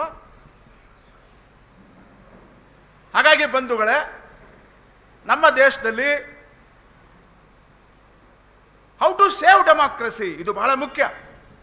ನಮ್ಮೆಲ್ಲರ ಇವತ್ತಿನ ಬಹುದೊಡ್ಡ ಸವಾಲು, ಸಮಸ್ತ ಭಾರತೀಯರ ಮೂಲ ನಿವಾಸಿಗಳ ಬಹುದೊಡ್ಡ ಸವಾಲು, how to save democracy. Democracy ಒಪ್ಕೊಂಡ್ವಿ ಸ್ವಾತಂತ್ರ್ಯ ಬಂದ ಮೇಲೆ. ಅದರಲ್ಲೂ ಗಾಂಧಿ, ಅಂಬೇಡ್ಕರ್, ನೆಹರು ಅವರೆಲ್ಲ ಪಾರ್ಲಿಮೆಂಟ್ರಿ ಫಾರ್ಮ್ ಆಫ್ ಡೆಮಾಕ್ರಸಿ ಬೇಕು ಅಂತ ಹೇಳಿದ್ರು, ಸಂಸದೀಯ ಮಾದರಿ ಪ್ರಜಾಸತ್ತೆ. ಯಾಕಂದ್ರೆ ಅಧ್ಯಕ್ಷೀಯ ಮಾದರಿ ಪ್ರಜಾಸತ್ತೆ ಇಂಡಿಯಾ ದೇಶದಲ್ಲಿ ಸರಿಯಾಗಿ ನಡೆಯಲ್ಲ. ಅಧ್ಯಕ್ಷ ಆದವ ಗೆಲ್ಲವರೆಗೆ ಸ್ವಾಮಿ ಅಂತಾನೆ, ಗೆದ್ದ ಮೇಲೆ ನಾನೇ ಲಾರ್ಡ್ ಆಫ್ ಇಂಡಿಯಾ ಅಂತಾನೆ. ಅದು ಪ್ರಜಾಪ್ರಭುತ್ವ ನಾಶ ಆಗ್ಬಿಡ್ತದೆ. ಈ ಪೆದ್ರ ಕೈನಲ್ಲಿರೋದ್ರಿಂದ, ಜಾತಿವಾದಿಗಳ ಕೈನಲ್ಲಿರೋದ್ರಿಂದ, ಈ ಕೋಮುವಾದಿಗಳ ಕೈನಲ್ಲಿರೋದ್ರಿಂದ. ಹಾಗಾಗಿ presidential form of democracy is most dangerous in India ಅಂತೇಳಿ ಪಾರ್ಲಿಮೆಂಟ್ರಿ ಫಾರ್ಮ್ ಆಫ್ ಡೆಮಾಕ್ರಸಿ ತಗೊಂಡ್ರು, ಸಂಸದೀಯ ಮಾದರಿ ಪ್ರಜಾಸತ್ತೆ. ಜನ ಶಾಸಕಾಂಗ ರಚಿಸ್ತಾರೆ, ಶಾಸಕಾಂಗ ಸರ್ಕಾರ ರಚನೆ ಮಾಡ್ತದೆ, ಆಳುವವರು ನಾವು ಹೇಳ್ದಂಗೆ ಕೆಲಸ ಮಾಡಬೇಕು. ಇಲ್ಲಾಂದ್ರೆ ನಾವು ವಿತ್ಡ್ರಾ ಮಾಡ್ಕೋಬೋದು ಪವರ್ನ, ಅದಕ್ಕೆ ನಮಗೆ ಪ್ರಾವಿಷನ್ ಇದೆ. ಆದರೆ ಪಾಶ್ಚಿಮಾತ್ಯ ರಾಷ್ಟ್ರಗಳಿರುವಂಗೆ ರೈಟ್ ಟು ರಿಕಾಲ್ ಇದ್ಬಿಟ್ಟಿದ್ರೆ ಇವ್ರ ಆಟ ನಡೀತಾ ಇರಲ್ಲ ಇವತ್ತು ಇಂಡಿಯಾ ದೇಶದಲ್ಲಿ. ರೈಟ್ ಟು ರಿಕಾಲ್ ಅಂದರೆ ಸರಿಯಾಗಿ ಕೆಲಸ ಮಾಡ್ತಿರ್ತಕ್ಕಂಥ ಜನಪ್ರತಿನಿಧಿಯನ್ನು ಗೆಲ್ಲಿಸಿದವ್ರೆ ವಾಪಸ್ಸು ಕರೆಸ್ಕೊಳ್ತಕ್ಕಂಥ ಒಂದು ಅವಕಾಶ ಸ್ವೀಡನ್ನಲ್ಲಿದೆ, ಡೆನ್ಮಾರ್ಕಲ್ಲಿದೆ, ನಾರ್ವೆನಲ್ಲಿದೆ, ಬೇರೆ ಬೇರೆ ದೇಶಗಳಲ್ಲಿವೆ. ಆ ರೈಟ್ ಟು ರಿಕಾಲ್ ಒಂದು ಇಂಪ್ಲಿಮೆಂಟ್ ಮಾಡಬೇಕು. ಇದು ಬಹಳ ಗಮನಿಸಲೇಬೇಕಾದಂಥ ಅಂಶ. ಆಮೇಲೆ ಎರಡನೇ ಬಹಳ ದೊಡ್ಡ ಸವಾಲು ಹೌ ಟು ಸೇವ್ ಕಾನ್ಸ್ಟಿಟ್ಯೂಷನ್. ಇವತ್ತು ನಾವೆಲ್ಲ ಉಳಿದಿರೋದೆ, ನಡೆದಾಡ್ತಾ ಇರೋದೆ, ನಿಂತಿರೋದೆ, ವಿದ್ಯೆ ಕಲಿತಾ ಇರೋದೆ, ಪ್ರಾತಿನಿಧ್ಯ ಪಡಿತಾ ಇರೋದೆ ಆ ಸಂವಿಧಾನ ನಮಗೆ ಕೊಟ್ಟಿರ್ತಕ್ಕಂಥ ಬಲದಿಂದ. ಇವರು ಅಧಿಕಾರಕ್ಕೆ ಬರ್ತಾ ಇದ್ದಂಗೆ ನಾವು ಬಂದಿರೋದೇ ಸಂವಿಧಾನ ಬದಲಾಯಿಸಕ್ಕೆ ಅಂತ ಹೇಳ್ತಾರೆ. ನಾವು ಅಂಬೇಡ್ಕರ್ ಸಂವಿಧಾನವನ್ನು ಬದಲಾಯಿಸಿ ಮನು ಸಂವಿಧಾನವನ್ನು ತರಬೇಕು ಅಂತ ಹೊರಟಿದ್ದೇವೆ. ಅವ್ರು ಡಿಕ್ಲೇರ್ ಮಾಡ್ಕೊಂಡ್ರು ಓಪನ್ ಆಗಿ. ಹಾಗಾಗಿ ಬಾಬಾ ಸಾಹೇಬ್ ಅಂಬೇಡ್ಕರ್ ಅವರು ಹೇಳ್ತಾರೆ, Mahatmas have come and Mahatmas have gone, my people have remain the same ಅಂತಾರೆ. ಮಹಾತ್ಮರು ಬಂದಿದ್ದಾರೆ, ಹೋಗಿದ್ದಾರೆ, ನಮ್ಮ ಜನ ಮಾತ್ರ ಹಂಗೆ ಇದ್ದಾರೆ. ನಾಯಕರು ಬಂದಿದ್ದಾರೆ, ನಾಯಕರು ಹೋಗಿದ್ದಾರೆ. ಸರ್ಕಾರಗಳು ಬಂದಿವೆ, ಸರ್ಕಾರಗಳು ಹೋಗಿವೆ. ಆದರೆ ನಮ್ಮಲ್ಲಿ ಅಖಂಡತೆಯನ್ನ, ಏಕತೆಯನ್ನ, ಭ್ರಾತೃತ್ವವನ್ನ, ಬಂಧುತ್ವವನ್ನ, ಸಮಾನತೆಯನ್ನ ಉಳಿಸಿ ಬೆಳೆಸಿರ್ತಕ್ಕಂಥ ಮಹಾಶಕ್ತಿ ಯಾವುದಪ್ಪ ಅಂದರೆ ಈ ದೇಶದ ಸಂವಿಧಾನ. ಇವತ್ತು ದೇಶದ ಸಂವಿಧಾನಕ್ಕೆ ಅಪಾಯ ಬಂದಿದೆ ಸ್ವಾಮಿ. ಮೂರನೇದು ಮೋದಿಯವರ ಆಡಳಿತಾವಧಿಯಲ್ಲಿ worst kind of human rights violation ಆಗ್ತಾ ಇದೆ. Worst kind of human rights violation ಕಂಡು ಕೇಳಿರದಂತಹ ಜನಾಂಗೀಯತೆ ಅಂದ್ರು ಒಂದೇ, ಮಾನವ ಹಕ್ಕುಗಳ ಉಲ್ಲಂಘನೆ ಅಂದ್ರು ಒಂದೇ. ದಯವಿಟ್ಟು ಅರ್ಥ ಮಾಡ್ಕೊಳ್ಳಿ. 2014ರಿಂದ ಇವತ್ತಿನ ತನಕ maximum violations of human rights have taken place in India under the present government ಅಂತ ಇಂಟರ್ನ್ಯಾಷನಲ್ ಹ್ಯೂಮನ್ ರೈಟ್ಸ್ ಅಸೋಸಿಯೇಷನ್ ವರದಿ ಮಾಡಿದೆ ಸಮೇ. ಅಂತಾರಾಷ್ಟ್ರೀಯ ಮಾನವ ಹಕ್ಕುಗಳ ಆಯೋಗ ವರದಿ ಮಾಡಿದೆ. ಭಾರತದಲ್ಲಿ ಮುಸಲ್ಮಾನರ ಹಕ್ಕುಗಳು ಹರಣಾಗ್ತವೆ, ಆದಿವಾಸಿಗಳ ಹಕ್ಕುಗಳು ಹರಣಾಗ್ತವೆ, ದಲಿತರ ಹಕ್ಕುಗಳು ಹರಣಾಗ್ತವೆ, ಹಿಂದುಳಿದವರ ಹಕ್ಕುಗಳು ಕೂಡ ಹರಣಾಗ್ತವೆ. ಇಷ್ಟೊಂದು ಗಂಭೀರ ಪ್ರಮಾಣದಲ್ಲಿ, ತೀವ್ರ ಸ್ವರೂಪದಲ್ಲಿ ಮಾನವ ಹಕ್ಕುಗಳ ಉಲ್ಲಂಘನೆ ಆಗ್ತಾ ಇರ್ತಕ್ಕಂಥ ಹಿನ್ನೆಲೆಯಲ್ಲಿ ಈ ಮೋದಿ ಅವರಿಗೆ ಪ್ರಧಾನಿಯಾಗಿ ಮುಂದುವರಿಯೋಕ್ಕೆ ಅಧಿಕಾರ ಇಲ್ಲ, ನೈತಿಕತೆ ಇಲ್ಲ. ಈ should not continue as the Prime Minister of this country because his government is known as notorious government from human rights violation point of view. Notorious government. ಹಾಗಾಗಿ ಬಂಧುಗಳೇ, ಪರಿಹಾರ ಏನು ಅಂದ್ರೆ ನಾವು ಒಗ್ಗೂಡೋದೇ ಪರಿಹಾರ. ಬರೀ ಮುಸಲ್ಮಾನರೇ ದೇಶ ಆಳಕ್ಕಾಗಲ್ಲ, ಬರೀ ದಲಿತರೇ ದೇಶ ಆಳಕ್ಕಾಗಲ್ಲ, ಬರೀ ಹಿಂದುಳಿದವರೇ ದೇಶ ಆಳಕ್ಕಾಗಲ್ಲ. ಏನು ಪರಿಹಾರ ಅಂದರೆ ನಮ್ಮನ್ನು ಕೊಲ್ತಾ ಇರ್ತಕ್ಕಂಥ ಹಿಂದುತ್ವದ ವಿರುದ್ಧ ಜಾಗೃತಿ ಆಗಬೇಕಾದ್ರೆ, ನಮ್ಮ ಮೂಲಭೂತ ಹಕ್ಕುಗಳನ್ನ ಪಡಿಬೇಕಾದ್ರೆ ದಲಿತರು ಯಾರು ಹಿಂದೂಗಳಾಗದೆ ಮರಳಿ ಬುದ್ಧನೆಡೆಗೆ ಮರಳಿ ಮನೆಗೆ ಹೋಗ್ತಕ್ಕಂಥ ಕೆಲಸ ಮಾಡಬೇಕು. ಬುದ್ಧನ ಕಡೆ ದಲಿತರು ಹೋದರೆ ಅಸ್ಪೃಶ್ಯತೆ ಗಯ, ಅಸಮಾನತೆ ಗಯ, ಬಡತನ ಗಯ, ಜನಸೈಡ್ ಕೂಡ ಗಯ ಆಗ್ತದೆ.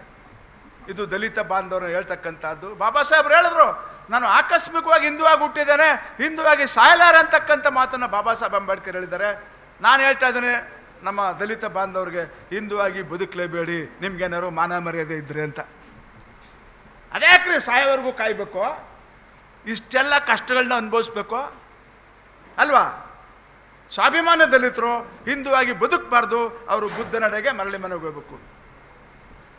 ತಮಿಳುನಾಡಿನಲ್ಲಿ, ಕೇರಳದಲ್ಲಿ ತಂದೆ ಪೆರಿಯಾರ್ ಅವರು, ನಾರಾಯಣ್ ಗುರು ಅವರು ದ್ರಾವಿಡ ಚಳವಳಿ ಕಟ್ಟಿದ್ರು, ದ್ರಾವಿಡ ಸಂಸ್ಕೃತಿಯನ್ನು ಬೆಳೆಸಿದ್ರು, ದ್ರಾವಿಡರಲ್ಲಿ ಹೊಸ ಅಸ್ಮಿತೆಯನ್ನು ಸೃಷ್ಟಿ ಮಾಡಿದ್ರು. ಇವತ್ತು ನೋಡಿ ತಮಿಳುನಾಡಿನಲ್ಲಿ ಈ NDAದವರು ಕಾಲಕ್ಕಾಗಲ್ಲ.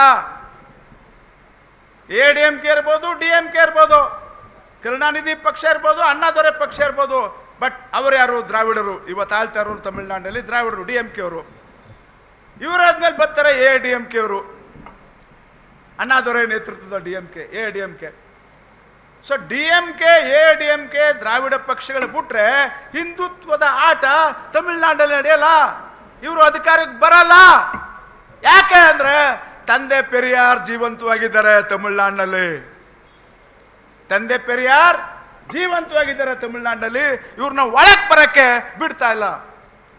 ಅದಕ್ಕೆ ಪೆರಿಯಾರ್ ಪಾಠನ ಪಠ್ಯದಿಂದ ಕೈ ಬಿಡ್ತಾವ್ರೆ. ಇವರೆಲ್ಲ ಹಿಂದುತ್ವವಾದಿಗಳು ಹಾಗೆ ಬಿಟ್ಟು ದ್ರಾವಿಡವಾದಿಗಳಾಗ್ಬಿಟ್ರೆ, ಪ್ರಜ್ಞಾವಂತರಾಗ್ಬಿಟ್ರೆ ನಮ್ಮ ಅಧಿಕಾರ ಕೈ ತಪ್ಪುತ್ತಲ್ಲ ಅಂದ್ಬಿಟ್ಟು ಈ ಮೂಲಭೂತವಾದಿಗಳು ಪೆರಿಯಾರ್ ಪಠ್ಯನ ಕೈ ಬಿಟ್ಟಿದ್ದಾರೆ. ಅದೇ ಥರ ಕೇಳಕ್ಕೆ ಬನ್ನಿ, ನಾರಾಯಣ್ ಗುರು ಅವರು ಕೂಡ ಮಹಾನ್ ಸಮಾಜ ಸುಧಾರಕರು, ಆಕಸ್ಮಿಕವಾಗಿ ಬಿಲ್ಲವ ಸಮುದಾಯಕ್ಕೆ ಸೇರಿದವರು ಆದರೂ ಕೂಡ ಸಮಸ್ತ ಹಿಂದುಳಿದವರು ಹೇಳಿದೆ, ಧರ್ಮ ಒಂದೇ, ಮನುಷ್ಯ ಕುಲ ಒಂದೇ, ದೇವರು ಒಬ್ಬನೇ, ಆದರೆ ನಾವೆಲ್ಲ ಒಂದಾಗೇ ಇರಬೇಕು ಅಂತೇಳಿ ಅಧಿಕಾರ ವಂಚಿತ, ಅವಕಾಶ ವಂಚಿತ ದ್ರಾವಿಡರನ್ನು ಸಂಘಟಿಸಿ ಇವತ್ತು ಕೇರಳದಲ್ಲಿ ಲೆಫ್ಟ್ ಡೆಮೊಕ್ರೆಟಿಕ್ ಫ್ರಂಟ್ ತಗೊಳ್ಳಿ, ಇಲ್ಲ ಯುನೈಟೆಡ್ ಡೆಮೊಕ್ರೆಟಿಕ್ ಫ್ರಂಟ್ ತಗೊಳ್ಳಿ, ಅವೆರಡು ದ್ರಾವಿಡರ ಪಕ್ಷಗಳೇವು. ಅವೆರಡು BJP ಪರ ಅಲ್ಲ, ಹಿಂದುತ್ವ ಪರ ಅಲ್ಲ, ಬಂಧುತ್ವ ಪರ, ಸಮಾನತೆ ಪರ, ಭ್ರಾತೃತ್ವ ಪರ. ಕೇರಳದಲ್ಲೂ ಕೂಡ BJP ಅವರ ಆಟ, NDAದವರ ಆಟ ಯಾವತ್ತೂ ನಡೆಯಲ್ಲ. ಕರ್ನಾಟಕದ ದುರಂತ ಇದು, ಬಸವನ ನಾಡು ಇದು. ವೀರಶೈವ ಧರ್ಮ ಬಂಧುತ್ತದೆ, ಬ್ರಾಹ್ಮಣ್ಯದ ವಿರುದ್ಧ ಬಂಡಾಯದ ಸಂಕೇತವಾಗಿ, ಸಮಾನತೆಯ ಸಂಕೇತವಾಗಿ. ಆದರೆ ವೀರಶೈವ ಧರ್ಮಕ್ಕೆ ಸೇರಿದಂಥ ಯಡಿಯೂರಪ್ಪ ಏನು ಮಾಡಿದ್ರು? BJP ಅವ್ರನ್ನ ಕರ್ಕೊಂಡ್ಬಂದು ಅವ್ರಿಗೆ ಆಸ್ಕ್ಯಾಸ್ ಕೊಟ್ಟರು. ಕರ್ನಾಟಕವನ್ನು ವೈದಿಕರ ಕ್ಷೇತ್ರವನ್ನಾಗಿ, ಮೂಲಭೂತವಾದಿಗಳ ಕ್ಷೇತ್ರವನ್ನಾಗಿ ಬೆಳೆಸಿದ್ರು. ಇವತ್ತು ವೀರಶೈವರಿಗೆ ಬಸವ ತತ್ವದ ಬಗ್ಗೆ ಗೊತ್ತಿದ್ರೆ, ಬಸವಣ್ಣನ ಹೋರಾಟದ ಬಗ್ಗೆ ಗೊತ್ತಿದ್ರೆ, ಅವರ ಮೌಲ್ಯಗಳ ಬಗ್ಗೆ ಗೊತ್ತಿದ್ರೆ, ಅವರ ತ್ಯಾಗದ ಬಗ್ಗೆ ಗೊತ್ತಿದ್ರೆ ಅವ್ರ್ಯಾರು BJPಗೆ ಬೆಂಬಲ ಕೊಡ್ತಾ ಇರಲಿಲ್ಲ. ಇವತ್ತು ವೀರಶೈವರು ನಾವು ಹಿಂದೂಗಳಲ್ಲ ಅಂತ ಹೇಳ್ಬಿಟ್ಟು ಅವರು ಸಂವಿಧಾನ ಕಡೆ ಬಂದ್ಬಿಡ್ತಾ ಇರೋ, ಪ್ರಜಾಪ್ರಭುತ್ವಕ್ಕೆ ಬರ್ತಾರೆ, ಗೊತ್ತಾಯ್ತು. ಹಾಗಾಗಿ ಬಂಧುಗಳೇ, ಹಿಂದುಳಿದವರು ಹಿಂದೂಗಳಲ್ಲ, ದ್ರಾವಿಡರು. ಮುಸಲ್ಮಾನರು, ಕ್ರೈಸ್ತರು, ಬೌದ್ಧರು, ಜೈನರು, ಅಲ್ಪಸಂಖ್ಯಾತರಲ್ಲಿ ಎಲ್ಲರಲ್ಲೂ ಕೂಡ ಇವತ್ತು ಒಂದು ಹೊಸ ನೆಟ್ವರ್ಕಿಂಗ್ ಆಗಬೇಕು. ನಾವೆಲ್ಲ ಒಗ್ಗೂಡಬೇಕು. ಬಹಳ ಮುಖ್ಯವಾಗಿ ನಮ್ಮನ್ನು ಕೊಲ್ತಾ ಇರ್ತಕ್ಕಂತಹ ಈ ಕೆಟ್ಟ ಐಡಿಯಾಲಜಿ ವಿರುದ್ಧ, ಹಿಂದುತ್ವ ಐಡಿಯಾಲಜಿ. ನನ್ನ ಕೊನೆ ಮಾತಿಷ್ಟೇ, ಮೋದಿಯವರ ನೇತೃತ್ವದಲ್ಲಿ ಇಡೀ ಭಾರತ ಹಿಂದುತ್ವ ಪ್ರಯೋಗ ಶಾಲೆಯಾಗಿ ಪರಿವರ್ತನೆಗೊಂಡಿದೆ. The entire India has become Hindutva laboratory. ಮೊದಲು ಹೇಳ್ತಾ ಇರೋ ಕರಾವಳಿ ಕರ್ನಾಟಕ ಹಿಂದುತ್ವ ಲ್ಯಾಬೊರೇಟರಿ ಇದ್ದಾರೆ, ಮಂಗಳೂರು, ದಕ್ಷಿಣ ಕನ್ನಡ, ಕಾರವಾರ, ಇವೆಲ್ಲ. ನಾವು I am sorry to tell you, entire Karnataka has become Hindutva laboratory. ಸಮಸ್ತ ಕರ್ನಾಟಕ ಹಿಂದುತ್ವ ಪ್ರಯೋಗ ಶಾಲೆ ಆಗಿದೆ. ಎಲ್ಲೆಲ್ಲಿ BJP ಸರ್ಕಾರ ಇದೆಯೋ, NDA ಸರ್ಕಾರ ಇದೆಯೋ, ಅಲ್ಲೆಲ್ಲ ಕೂಡ ಇವತ್ತು ಹಿಂದುತ್ವ ಪ್ರಯೋಗ ಶಾಲೆ ಆಗಿದೆ. ನಾವು we have to save India. ಇಂಡಿಯಾನ ಉಳಿಸ್ಬೇಕು, ಸಂವಿಧಾನ ಉಳಿಸ್ಬೇಕು, ಪ್ರಜಾಪ್ರಭುತ್ವ ಉಳಿಸ್ಬೇಕು. ಜನಾಂಗೀಯ ಹತ್ಯೆಗೆ ಬದಲಾಗಿ ಭ್ರಾತೃತ್ವ, ಅಪ್ಪಿಕೋ ಚಳುವಳಿಯನ್ನು ಆರಂಭ ಮಾಡಬೇಕು, ರಾಜಕೀಯವಾಗಿ, ಸಾಮಾಜಿಕವಾಗಿ, ಆರ್ಥಿಕವಾಗಿ. ಈ ನಿಟ್ಟಿನಲ್ಲಿ ಇವತ್ತಿನ ಕಾರ್ಯಕ್ರಮ ವಿಶೇಷ ಸಾಮಾಜಿಕ, ರಾಜಕೀಯ, ಸಾಂಸ್ಕೃತಿಕ ಮಹತ್ವ ಹೊಂದಿದೆ. ಇಂಥ ಕಾರ್ಯಕ್ರಮಗಳು ದೇಶದ ಎಲ್ಲ ಜಿಲ್ಲೆಗಳಲ್ಲೂ ಆಗಬೇಕು. ಯಾಕಂದರೆ ನಮ್ಮ ಜನ ಹೂ ಈಸ್ ಅವರ್ ಎನಿಮಿ ಅನ್ನೋದನ್ನು ಅರ್ಥ ಮಾಡ್ಕೊಂಡಿಲ್ಲ. ಹೂ ಈಸ್ ಅವರ್ ಎನಿಮಿ ಅನ್ನೋದನ್ನು ಅರ್ಥ ಮಾಡ್ಕೊಂಡಿಲ್ಲ. ನಮ್ಮ ಶತ್ರು ಯಾರು ಅಂದರೆ ವೈದಿಕ ಶಾಹಿ, ನಮ್ಮ ಶತ್ರು ಯಾರು ಅಂದರೆ ಹಿಂದುತ್ವವಾದಿಗಳು, ನಮ್ಮ ಶತ್ರು ಯಾರು ಅಂದರೆ ಬಂಡವಾಳ ಶಾಹಿಗಳು, ನಮ್ಮ ಶತ್ರು ಯಾರು ಅಂದರೆ ಕೋಮುವಾದಿಗಳು, ನಮ್ಮ ಶತ್ರು ಯಾರು ಅಂದರೆ ಈ 3.5 ದೇಶ ವಿರೋಧಿಗಳು. ಸ್ವಾತಂತ್ರ್ಯ ಕಾಲದಲ್ಲಿ ದೇಶಕ್ಕೆ ವಿರುದ್ಧ ವರ್ತಿಸೋರು, ಈಗ ಈ 3.5ಗಳೇ ದೇಶ ಆಳ್ತಾವ್ರೆ. ಈ ಬಹುಜನ್ ಬಂಧುಗಳು ಮಲಗಿಬಿಟ್ಟಿದ್ದಾರೆ. ಕೆಲವರಂತೂ ಮಲಗಿದಂತೆ ನಾಟಕ ಆಡ್ತಾ ಇದ್ದಾರೆ. ನಮ್ಮ ನಾಯಕರು ಮಲಗಿರೋರನ್ನ ಎಬ್ಬಿಸ್ಬೋದು, ಮಲಗದಂತೆ ನಾಟಕ ಆಡ್ತಾರವರಲ್ಲ, ಅವ್ರನ್ನ ನಾವು ಕ್ಷಮಿಸಬಾರ್ದು. BJPಲಿರ್ತಕ್ಕಂಥ ದಲಿತರು, ಹಿಂದುಳಿದವರು, ನಾನು ನೇರವಾಗಿ ಚಾರ್ಜ್ ಮಾಡ್ತೇನೆ, ಇವರಿಗೆ ಮಾನ ಮರ್ಯಾದೆ ಪ್ರಜ್ಞೆ ಏನೂ ಇಲ್ಲ. ಒಬ್ಬ ಮಾಜಿ ಈಗಿರೋ ಶಾಸಕ ಹೇಳ್ತಾನೆ, ಮೋದಿ ಅವರು ಬಂದ ಮೇಲೆ ಅಂತೆ ಬಾಬಾ ಸಾಹೇಬರು ಜಗತ್ತಿಗೆ ಪರಿಚಯ ಆದರು ಅಂತ. ಮೋದಿ ಹುಟ್ಟಕ್ಕೂ ಮೊದಲೇ ಗೊತ್ತಿತ್ತು ಜಗತ್ತಿಗೆ ಅಂಬೇಡ್ಕರ್ ಯಾರು ಅಂತ. ಮೋದಿ ಪ್ರಧಾನಿಯಾಗಿರೋದೇ ಅಂಬೇಡ್ಕರ್ ಕೊಟ್ಟಂತ ಸಾಂವಿಧಾನಿಕ ಮೀಸಲಾತಿಯಿಂದ, ಪ್ರಾತಿನಿಧ್ಯದಿಂದ. ಹಾಗಾಗಿ ನಾವೆಲ್ಲರೂ ಒಗ್ಗೂಡೋಣ, ದೇಶವನ್ನು ಪ್ರೀತಿಸೋಣ, ಸಂವಿಧಾನವನ್ನು ಅರ್ಥ ಮಾಡ್ಕೊಳ್ಳೋಣ, ಪ್ರಜಾಪ್ರಭುತ್ವ ರಕ್ಷಣೆ ಮಾಡ್ಕೊಳ್ಳೋಣ. ಯಾಕಂದ್ರೆ ಇದು ನಮ್ಮ ದೇಶ. ಇದು ನಾವು ಚರಿತ್ರೆ ಓದಿ 2000 ವರ್ಷಗಳ ಕಾಲ ನಾವು ಈ ದೇಶ ಆಳಿದ್ದೀವಿ. 1300 ವರ್ಷಗಳ ಕಾಲ ಮೌರ್ಯರ ಆಡಳಿತ ಇತ್ತು, ಬುದ್ಧರ ಆಡಳಿತ ಇತ್ತು. 700 ವರ್ಷಗಳ ಕಾಲ ಮುಸಲ್ಮಾನರ ಆಡಳಿತ ಇತ್ತು. 2 ವರ್ಷ ರಾಜ್ಯ ಆಳಿದವರು, ದೇಶ ಆಳಿದವರು. ಈಗ ಯಾಕ್ರಪ್ಪ ಗುಲಾಮರಾಗಿದ್ದೀರಿ? ಮತ್ತೆ ರಿಪೀಟ್ ಮಾಡ್ತೇನೆ, ದಯವಿಟ್ಟು ಎದ್ದೇಳಿ, ಜಾಗೃತರಾಗಿ, ಸಂಘಟಿತರಾಗಿ ದೇಶ ಉಳಿಸಿ. ನಿಮ್ಗೆಲ್ರಿಗೂ ನೀಲ್ ಸಲಾಂ. ನೀಲಿ ಅಂದರೆ ಸೌಹಾರ್ದತೆ ಸಂಕೇತ. ಧನ್ಯವಾದಗಳು. ಕ್ಯಾಂಪಸ್ ಫ್ರಂಟ್ನ ಎಲ್ಲ ವಿದ್ಯಾರ್ಥಿಗಳೇ ಹಾಗೂ ವೇದಿಕೆಯ ಮೇಲಿರ್ತಕ್ಕಂಥ ನಮ್ಮ ಪ್ರೀತಿಯ ಪ್ರೊಫೆಸರ್ ಮಹೇಶ್ ಚಂದ್ರ ಗುರು ಸರ್ ಅವರೇ ಹಾಗೂ ಎಲ್ಲ ಒಡನಾಡಿಗಳೇ,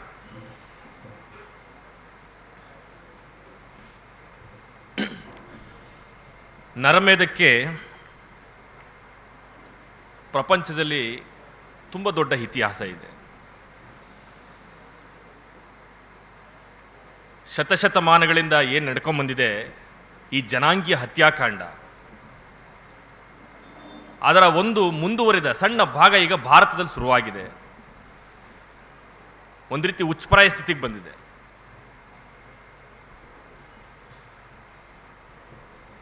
ಇದನ್ನು ಅಧಿಕೃತವಾಗಿ ಗುರುತಿಸೋದು ನಾಜಿ ಪಾರ್ಟಿ ಅಧಿಕಾರದಲ್ಲಿದ್ದಂತಹ ಜರ್ಮನಿನಲ್ಲಿ ಹಿಟ್ಲರ್ ಎಂಬ ಒಬ್ಬ ಜನಾಂಗ ದ್ವೇಷಿಯ ಆಡಳಿತಾವಧಿಯಲ್ಲಿ ಏನು ಜರ್ಮನಿ ಅನುಭವಿಸ್ತು, ಅಲ್ಲಿಂದ ಗುರುತಿಸ್ತಾರೆ ನರಮೇಧವನ್ನು. ಸುಮಾರು 60 ಲಕ್ಷ ಜನರನ್ನು ಹಿಟ್ಲರ್ ಕಾನ್ಸಂಟ್ರೇಷನ್ ಕ್ಯಾಂಪ್ಗಳಲ್ಲಿ ಹಾಕಿ ವಿಚಿತ್ರವಾದಂತಹ ರೀತಿಯಲ್ಲಿ ಅವರನ್ನು ಕೊಂದಾಕ್ತಾನೆ. ವಿಷಾನಿಲಗಳನ್ನು ಬಿಟ್ಟು, ಅಂದರೆ ಪಾಯ್ಸನಸ್ ಗ್ಯಾಸನ್ನು ಬಿಟ್ಟು, ಮೆಡಿಕಲ್ ಎಕ್ಸ್ಪೆರಿಮೆಂಟ್ಸ್ಗಳನ್ನು ಮಾಡಿ, ಅವರಿಗೆ ಊಟ ಇಲ್ದಲೆ, ನಿದ್ರೆ ಇಲ್ದಲೆ ಅವರನ್ನು ಒಂದು ರೀತಿ ಜೀವಂತ ಶವ ಮಾಡಿ ಸುಮಾರು 60 ಲಕ್ಷ ಜನಕ್ಕಿಂತಲೂ ಹೆಚ್ಚು ನಾಗರಿಕರನ್ನು, ಅಲ್ಲಿನ ಯಹೂದಿಗಳನ್ನು ಕೊಂದಾಕ್ತಾನೆ. ಹಿಟ್ಲರ್ ಆ ರೀತಿ ಮಾಡಬೇಕಾದ್ರೆ ಅವನಿಗೆ ಪ್ರೇರಣೆ ಏನು, ಅವನ ಮನಸ್ಸಿನಲ್ಲಿ ಕೆಲಸ ಮಾಡಿದಂಥ ಒಂದು ಐಡಿಯಾಲಜಿ, ಒಂದು ಸಿದ್ಧಾಂತ ಯಾವುದು ಅಂತಂದರೆ, ಅವತ್ತಿನ ಕ್ಯಾಥೋಲಿಕ್ನ ಚರ್ಚಿನ ಪಾದ್ರಿಗಳು ಜರ್ಮನಿನಲ್ಲಿ ಒಂದು ಅಪಪ್ರಚಾರವನ್ನು ಮಾಡ್ತಾ ಇರ್ತಾರೆ. ಜೀಸಸನ್ನು ಕೊಂದಿದ್ದು ಇದೇ ಯಹೂದಿಗಳು, ಅಂದರೆ ಜ್ಯೂಸ್ಗಳು. ಹಂಗಾಗಿ ಈ ಜ್ಯೂಸ್ಗಳನ್ನು, ಈ ಯಹೂದಿಗಳನ್ನು ನಾವು ಸರ್ವನಾಶ ಮಾಡಬೇಕು ಅಂತ ಹೇಳಿ ಅವರು 100 ವರ್ಷ ಹೇಳ್ತಾ ಇರ್ತಾರೆ. ಅದನ್ನು ಒತ್ತಿ ಒತ್ತಿ ಒತ್ತಿ ಹೇಳ್ತಾ ಇರ್ತಾರೆ. ಜನರ ಮೈಂಡನ್ನು ಒಂದು ಜನಾಂಗದ ವಿರುದ್ಧ, ನಾಜಿಗಳನ್ನು ಯಹೂದಿಗಳ ವಿರುದ್ಧ ಭಾಳ ವ್ಯವಸ್ಥಿತವಾಗಿ ಎತ್ಕಟ್ಟಲಾಗ್ತಾ ಇರ್ತದೆ. ತುಂಬ ಏನೋ ಒಂದು ಸಡನ್ನಾಗಿ ಆದಂಥ ಬದಲಾವಣೆಗಳೇನಲ್ಲ ಅವು. 100 ವರ್ಷಗಳ ಕಾಲ ಈಗ ಹೆಂಗೆ ಇಂಡಿಯಾದಲ್ಲಿ ಎಲ್ಲ ಮಾಡ್ಕೊಂಡು ಬರ್ತಾ ಇದ್ದಾರೋ ಹೀಗೇನೆ ಹಂತ ಹಂತವಾಗಿ ಇಡೀ ಜರ್ಮನಿಯನ್ನು ಒಂದು ರೀತಿಯಲ್ಲಿ ಜನಾಂಗ ದ್ವೇಷದ ಪೀಕಿಗೆ ತಗೊಂಡು ಹೋಗ್ತಾರೆ. ಅದಕ್ಕೆ ನಾಯಕತ್ವ ಕೊಡೋಕ್ಕೆ ಯಾರಾದರೂ ಒಬ್ರು ಬೇಕಾಗಿತ್ತು. ಅಂಥದ್ದೇ ಒಂದು ವ್ಯವಸ್ಥಿತವಾದಂಥ ಒಬ್ಬ ವ್ಯಕ್ತಿ ಹಿಟ್ಲರ್ ಅಂತಂದರೆ ಅವನಿಗೆ 2 ಫೇಸು, ಡ್ಯೂಯಲ್ ಕ್ಯಾರೆಕ್ಟರ್ ಅವನಿಗಿದ್ದು. ಅವನು ಆ್ಯಕ್ಚುಲ್ ಆಗಿ ತುಂಬ ಶೂರನ್ ಥರ, ಧೀರನ್ ಥರ, ಒಬ್ಬ ಭಾಳ ವಾರಿಯರ್ ಥರ ಕಾಣಿಸ್ತಾ ಇದ್ದ, ಭಾಳ ಮಿಲಿಟರಿ ಡ್ರೆಸ್ನಲ್ಲಿ. ಆದರೆ ಅವನು ಹುಟ್ಟು ಪುಕ್ಕಲ ಆಗಿದ್ದ, ಹುಟ್ಟು ಬಹಿಷ್ಠ ಅವನು. ಅಷ್ಟೇ ಅಲ್ಲ, ಅವನೊಬ್ಬ ಹೇಡಿ ಕೂಡ ಆಗಿದ್ದ. ಆದರೆ ಈ ಫ್ಯಾಸಿಸಮ್ಗೆ ಅಂಥವರೇ ಬೇಕಾಗಿರೋದು. ಹೊರ ಜಗತ್ತಿಗೆ ಶೂರರ ಥರ, ಧೀರರ ಥರ ಕಾಣುವಂತಹ, ಒಳಗಡೆ ಅತ್ಯಂತ ಹೇಡಿತನ ಇರ್ತಕ್ಕಂತಹ ಗುಲಾಮರು ಬೇಕು. ಆ್ಯಕ್ಚುಲಾಗಿ ಆ ಗುಲಾಮರೇ ಇವರಿಗೆ ಕಾಲಾಳುಗಳಾಗಿರ್ತಾರೆ. ಯಾಕೆಂದರೆ ವಿಚಾರವಂತರು ಇವ್ರಿಗೆ ಬೇಕಾಗಿಲ್ಲ. ಯಾವೊಬ್ಬ ಜನಾಂಗೀಯ ದ್ವೇಷಿಗಳೇನಿರ್ತಾರೆ, ಧರ್ಮಾಂಧರಿರ್ತಾರೆ, ಅವಿಚಾರಿಗಳಿರ್ತಾರೆ, ಅವ್ರಿಗೆ ಬೇಕಿರೋದು ಗುಲ್ಡುಗಳು, ಗುಲಾಮ್ರು ಬೇಕು. ಆ ಗುಲಾಮ್ರು ಭಾರಿ ಪೌರುಷವಂತರ ಥರ ಅವರನ್ನು ಹೊರಗಡೆ ಪ್ರೊಜೆಕ್ಟ್ ಮಾಡಿ ಅವರನ್ನು ತಯಾರು ಮಾಡ್ತಾರೆ, ಭಾಳ ಸೋಲ್ಜರ್ಸ್ ಥರ, ವಾರಿಯರ್ಸ್ಗಳ ಥರ. ಹಾಗೆ ಹಿಟ್ಲರ್ ಒಬ್ಬ ಪೇಪರ್ ಟೈಗರ್ ಅಂತ ಒಬ್ಬ ಹೇಡಿ ಇಲ್ಲಿ ಹಿಂದುತ್ವವಾದಿಗಳಿಗೆ ಮಾಡೆಲ್ ಆಗಿರ್ತಾನೆ. ಯಾರು ಅವತ್ತಿನ ಕಾಲದಲ್ಲಿ ಹಿಂದೂ ಮಹಾಸಭೆ, ಆನಂತರ RSS, ಆನಂತರ ಜನಸಂಘ, ಏನೇನೇನೇನೆಲ್ಲ ಸಂಘಟನೆಗಳನ್ನು ಒಂದು ಪರಿವಾರ ಕಟ್ಕೊಂಡ್ರಲ್ಲ ಅವರು, ಸಂಘ ಪರಿವಾರ ಅಂತ ನಾವು ಕರಿತೀವಲ್ಲ, ಆ ಸಂಘ ಪರಿವಾರಕ್ಕೆ ಗುರು ಯಾರು ಅಂತಂತಂದ್ರೆ ಈ ಹೇಡಿ ಹಿಟ್ಲರ್, ಒಬ್ಬ ಜನಾಂಗೀಯ ದ್ವೇಷಿ ಹಿಟ್ಲರ್. ನೀವು ಗೋಳ್ವಲ್ಕರ್ ಅವರ VR ಅವರ್ ನೇಷನ್ ಡಿಫೈನ್ಡ್ ಪುಸ್ತಕ ನೋಡಿದ್ರೆ ಅದರೊಳಗಡೆ ನೀವು ಇದೆಲ್ಲ ವಿಚಾರಗಳನ್ನು ನಾವು ನೋಡ್ಬೋದು. ಅವರೇ ಹಲವು ಕಡೆ ಇಂಟರ್ವ್ಯೂನಲ್ಲಿ ಹೇಳ್ಕೊಂಡಿದ್ದಾರೆ, ನನಗೆ ಮಾಡೆಲ್ ಅಂತಂದ್ರೆ ಹಿಟ್ಲರ್ ಅಂತ ಹೇಳಿ. ಅವರ ಇನ್ನೊಬ್ಬ ಶಿಷ್ಯ ಇಲ್ಲಿ ಮೊನ್ನೆ ಸತ್ತೋಗ್ಬಿಟ್ನಲ್ಲ, ಯಾರವನು, ಬಾಳ ಠಾಕ್ರೆ, ಬಾಂಬೆನೇ ಹಾಳು ಮಾಡೋದಂಥವನು, ಒಬ್ಬ ಗ್ಯಾಂಗ್ಸ್ಟರ್. ಆ ಬಾಳ ಠಾಕ್ರೆ ಹೇಳ್ತಾನೆ, ನನಗೆ ರೋಲ್ ಮಾಡಲ್ ಅಂತ ಯಾರು ಇದ್ರೆ ಅವ್ನು ಹಿಟ್ಲರ್ ಅಂತ ಹೇಳ್ತಾನೆ. ಇವರೆಲ್ಲ ಹೇಡಿಗಳು. ಪೌರುಷತ್ವವನ್ನು ಹುಡುಕಬೇಕಾಗಿರುವಂಥದ್ದು ಸೈರಣೆನಲ್ಲಿ, ಟಾಲರೆನ್ಸಲ್ಲಿ ಪೌರುಷತ್ವವನ್ನು ಹುಡುಕಬೇಕಾಗಿರೋದು. ಅತ್ಯಾಚಾರ್ಯನ ಯಾರು ಗಂಡಸರು ಅನ್ನೋಕ್ಕಾಗತ್ತಾ? ಅತ್ಯಾಚಾರ್ಯನ ಗಂಡಸರು ಅನ್ನೋದ್ರೆ ಗಂಡಸ್ತನಕ್ಕೆ ಅವಮಾನ. ಅದು ಯಾರಿಗೆ ಸೈರಣೆ ಇರ್ತದೋ, ಯಾರಿಗೆ ಅಕ್ಕ ತಂಗಿದ್ರ ಜೊತೆ ಬದುಕಿ ಗೊತ್ತಿರ್ತದೋ, ಹೆಣ್ಮಕ್ಳ ಬಗ್ಗೆ ಯಾರಿಗೆ ಗೌರವ ಇರ್ತದೋ ಅವನು ಗಂಡಸಾಗಿರ್ತಾನೆ. ಒಬ್ಬ ಕಾಮವಿಕಾರಿನ ಹೆಂಗೆ ನಾವು ಗಂಡಸು ಅಂತ ಕರೆಯೋಕ್ಕಾಗೋದಿಲ್ವೋ ಹಾಗೆ ಒಂದು ರೀತಿಯಲ್ಲಿ ದೇಶವನ್ನ ಒಂದು ಸಹಬಾಳ್ವೆ ಕಡಿಕೆ, ಸರ್ವರಿಗೂ ಸಮಪಾಲು, ಸರ್ವರಿಗೂ ಸಮಬಾಳು ಅನ್ನುವಂಥ ಒಂದು ಯೂನಿವರ್ಸಲ್ ಟ್ರೂತ್ ಇದೆಯಲ್ಲ, ಅದನ್ನು ನಿರಾಕರಿಸೋನು ಕೂಡ ಹೇಡಿನೇ ಅವನು ಆಕ್ಚುಲಾಗಿ. ಅಂತ ಹೇಡಿಗಳ ಸಾಮ್ರಾಜ್ಯ ಇವತ್ತು ಈ ದೇಶದಲ್ಲಿ ನಿರ್ಮಾಣ ಆಗಿದೆ. ಅದರ ಫಲ ಈಗೆಲ್ಲ ಪ್ರಾರಂಭ ಆಗ್ತಾ ಇದೆ. ಧರ್ಮ ಬೇರೆ, ಧರ್ಮಾಂಧತೆ ಬೇರೆ, ಮತಾಂಧತೆ ಬೇರೆ. ಬಾಬಾ ಸಾಹೇಬ್ ಅಂಬೇಡ್ಕರ್ ಅವರು ಜಾತಿ ವಿನಾಶ ಪುಸ್ತಕದ ಮುಖಪುಟದೊಳಗಡೆ ನಮಗೆ ಒಂದು ಕೊಟೇಶನ್ ಅನ್ನು ಹಾಕಿ ಕೊಟ್ಟಿದ್ದಾರೆ. ಅದೇನಂತಂದ್ರೆ, ವಿಚಾರ ಮಾಡಲೊಲ್ಲದವನು ಮತಾಂಧ ಅಂತ. ನೋಡಿ ಎಷ್ಟು ಚೆನ್ನಾಗಿದೆ ಅದು. ವಿಚಾರ ಮಾಡಕ್ಕೆ ಯಾರು ನಿರಾಕರಿಸ್ತಾನೋ ಅವನೇ ಮತಾಂಧ. ಧರ್ಮ ಎಲ್ಲರಿಗೂ ಒಳ್ಳೆತನ ಮಾಡ್ತದೆ. ನೋಡಿ, ಸರ್ವೇ ಜನ ಸುಖಿನೋ ಭವಂತು ಅಂತ ಉಪನಿಷತ್ ಹೇಳ್ತದೆ. ಉಪನಿಷತ್ನಲ್ಲಿ ಬರುವಂತ ಒಂದು ವಾಕ್ಯ, ಸರ್ವೇ ಜನ ಸುಖಿನೋ ಭವಂತು ಅಂತ. ಸನಾತನಿ ಸುಖಿನೋ ಭವಂತು ಅಂತನೋ, ಹಿಂದುತ್ವವಾದಿ ಸುಖಿನೋ ಭವಂತು ಅಂತನೋ, ಹಿಂದೂ ಸುಖಿನೋ ಭವಂತು ಅಂತನೋ ಅವರು ಅದು ಹೇಳ್ತಾ ಇಲ್ಲ. ಅಂದ್ರೆ ಅದು ಇಡೀ ಪ್ರಪಂಚದ ಎಲ್ಲ ಜನಾಂಗವನ್ನ, ಮಾನವ ಜನಾಂಗದ ಸುಖವನ್ನ ಅದು ಬಯಸ್ತಾ ಇದೆ. ಸರ್ವ ಜನರ ಸುಖವನ್ನ ಬಯಸ್ತಾ ಇದೆ ಉಪನಿಷತ್ತು. ಆದರೆ ಒಂದು ರೀತಿಯಲ್ಲಿ ಹೆಗ್ಗಣಗಳ ಥರ ಸೇರಿಕೊಂಡು ಒಂದು ಧರ್ಮನೂ ಮಿಸ್ಗೈಡ್ನ ಮಾಡ್ತಾ, ಎಲ್ಲ ಧರ್ಮಗಳ ನಡುವೆ ಒಂದು ಧರ್ಮದಿಂದ ಇನ್ನೊಂದು ಧರ್ಮಕ್ಕೆ ತಂದಿಡ್ತಾ, ತಮ್ಮ ರಾಜಕೀಯ ಕೆಟ್ಟ ರಾಜಕೀಯ ಬೇಳೆನ ಬೇಯಿಸ್ಕೊಳ್ತಾ ಇರ್ತಕ್ಕಂಥ ಜನರ ನಡುವೆ ನಾವೆಲ್ಲ ಬದುಕ್ತಾ ಇದೀವಿ. ಇದು ದುರಂತ ಆಕ್ಚುಲಾಗಿ. ಬಂಧುಗಳೇ, ಇದು ಬರೀ ಯಾರೋ ಹಿಂದುತ್ವವಾದಿಗಳಿಗೆ, ಹಿಂದೂಗಳಿಗೆ ಹೇಳುವಂಥ ಮಾತಲ್ಲ. ಪ್ರಪಂಚದ ಎಲ್ಲ ಧರ್ಮವನ್ನು ಪಾಲಿಸ್ತಕ್ಕಂಥ ಜನ ಧರ್ಮವನ್ನು ಎಚ್ಚರಿಕೆಯಿಂದ ಅರ್ಥ ಮಾಡ್ಕೋಬೇಕಾಗ್ತದೆ. ಅದು ಇಸ್ಲಾಂ ಇರ್ಬೋದು, ಕ್ರೈಸ್ತ ಇರ್ಬೋದು, ಅಥವಾ ಹಿಂದೂ ಇರ್ಬೋದು, ಯಾವುದೇ ಇರ್ಬೋದು, ಜೈನ ಇರ್ಬೋದು, ಬೌದ್ಧ ಇರ್ಬೋದು, ಯಾವುದೇ ಇರ್ಬೋದು. ಇವತ್ತು ನೋಡಿ, ಶ್ರೀಲಂಕಾದಲ್ಲಿ ನಾವು ನೋಡಿದಾಗ ಅಲ್ಲಿ ಬೌದ್ಧರು ಅನ್ಸ್ಕೊಂಡಂಥ ಜನ, ದುರಭಿಮಾನಿ ಸಿಮ್ಮಿಳಿಯ ಜನ ಅಲ್ಲಿಯ ತಮಿಳರನ್ನ ಆಡು ಹಗಲೇ ಕೊಚ್ಚಾಕಿದ್ರು. ಅವರು ಬುದ್ಧನನ್ನೇ ಅವ್ರು ಇಟ್ಕೊಳ್ಳೋದೆಲ್ಲ ಬೌದ್ಧ ಹೆಸರುಗಳನ್ನ ಇಟ್ಕೊಳ್ತಾರೆ. ಅಂದ್ರೆ ಅವರು ಬುದ್ಧನನ್ನು ಅರ್ಥ ಮಾಡ್ಕೊಂಡಿಲ್ಲ ಅಂತ. ಅದೇ ರೀತಿ ರೋಹಿಂಗ್ಯಾ ಮುಸ್ಲಿಮರನ್ನ ಮಯನ್ಮಾರ್ನಲ್ಲಿ ಏನ್ ಮಾಡಿದ್ರು ಅಂತ ನಾವು ನೋಡಿದ್ವಿ.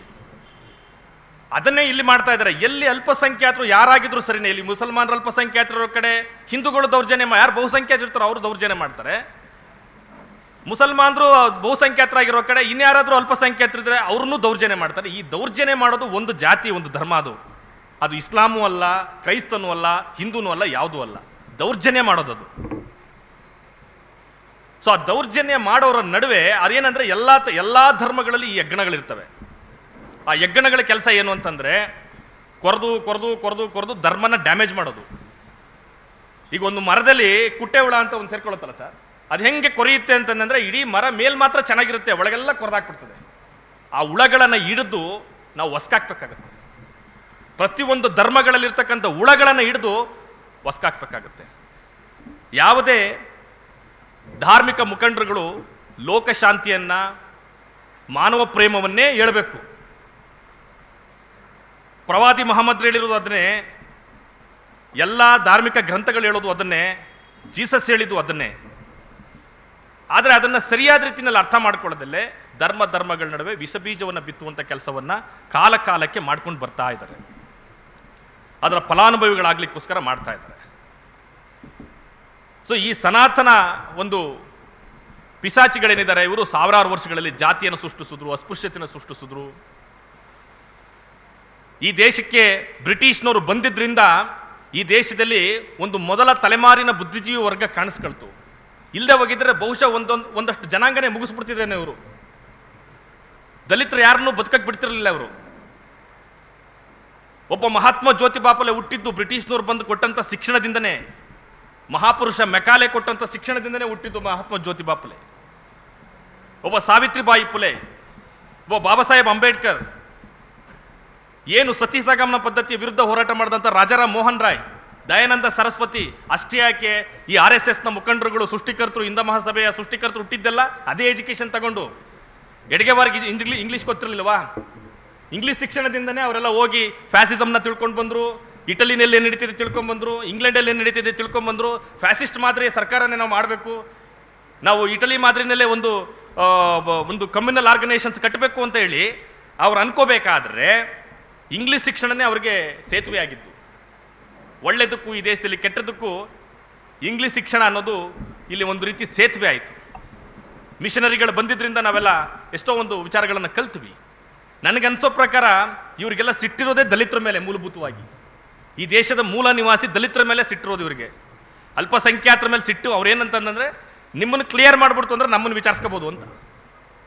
ಮುಸಲ್ಮಾನರನ್ನ ಕ್ಲಿಯರ್ ಮಾಡಿಬಿಟ್ಟು ಕ್ರೈಸ್ತರ ಮೇಲೆ ದೌರ್ಜನ್ಯ ಮಾಡಿಬಿಟ್ಟು ಅವರ ಸಂಪೂರ್ಣವಾಗಿ ಅಡಗಿಸ್ಬಿಡ್ತು ಅಂತಂದರೆ, ಸಾವಿರಾರು ವರ್ಷಗಳಿಂದ ನಾವು ಯಾರನ್ನ ದಾಸ್ಯದ ಸಂಕೋಲೆಯನ್ನು ಇಟ್ಕೊಂಡಿದ್ವೋ ಅವ್ರನ್ನ ಆ್ಯಸ್ ಇಟ್ ಈಸ್ ಪೊಸಿಷನ್ ತಗೊಂಡೋಗ್ಬಿಡ್ಬೋದು, ಈ ಸಂವಿಧಾನವನ್ನು ನಾಶ ಮಾಡಿಬಿಡ್ಬೋದು ಅಂತ ಹೇಳಿ.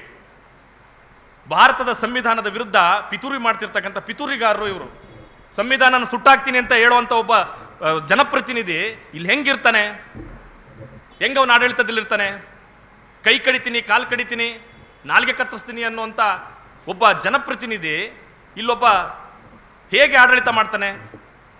ಯಾಕೆ ಅಂತಂದರೆ ಅವ್ರದೇ ಆದಂಥ ಒಂದು ಸಮಾಜವನ್ನು ಅವರು ಕಟ್ಕೊಂಡಿರೋದ್ರಿಂದಾಗಿ ಅವರು ಆಡಳಿತ ಮಾಡ್ತಾರೆ.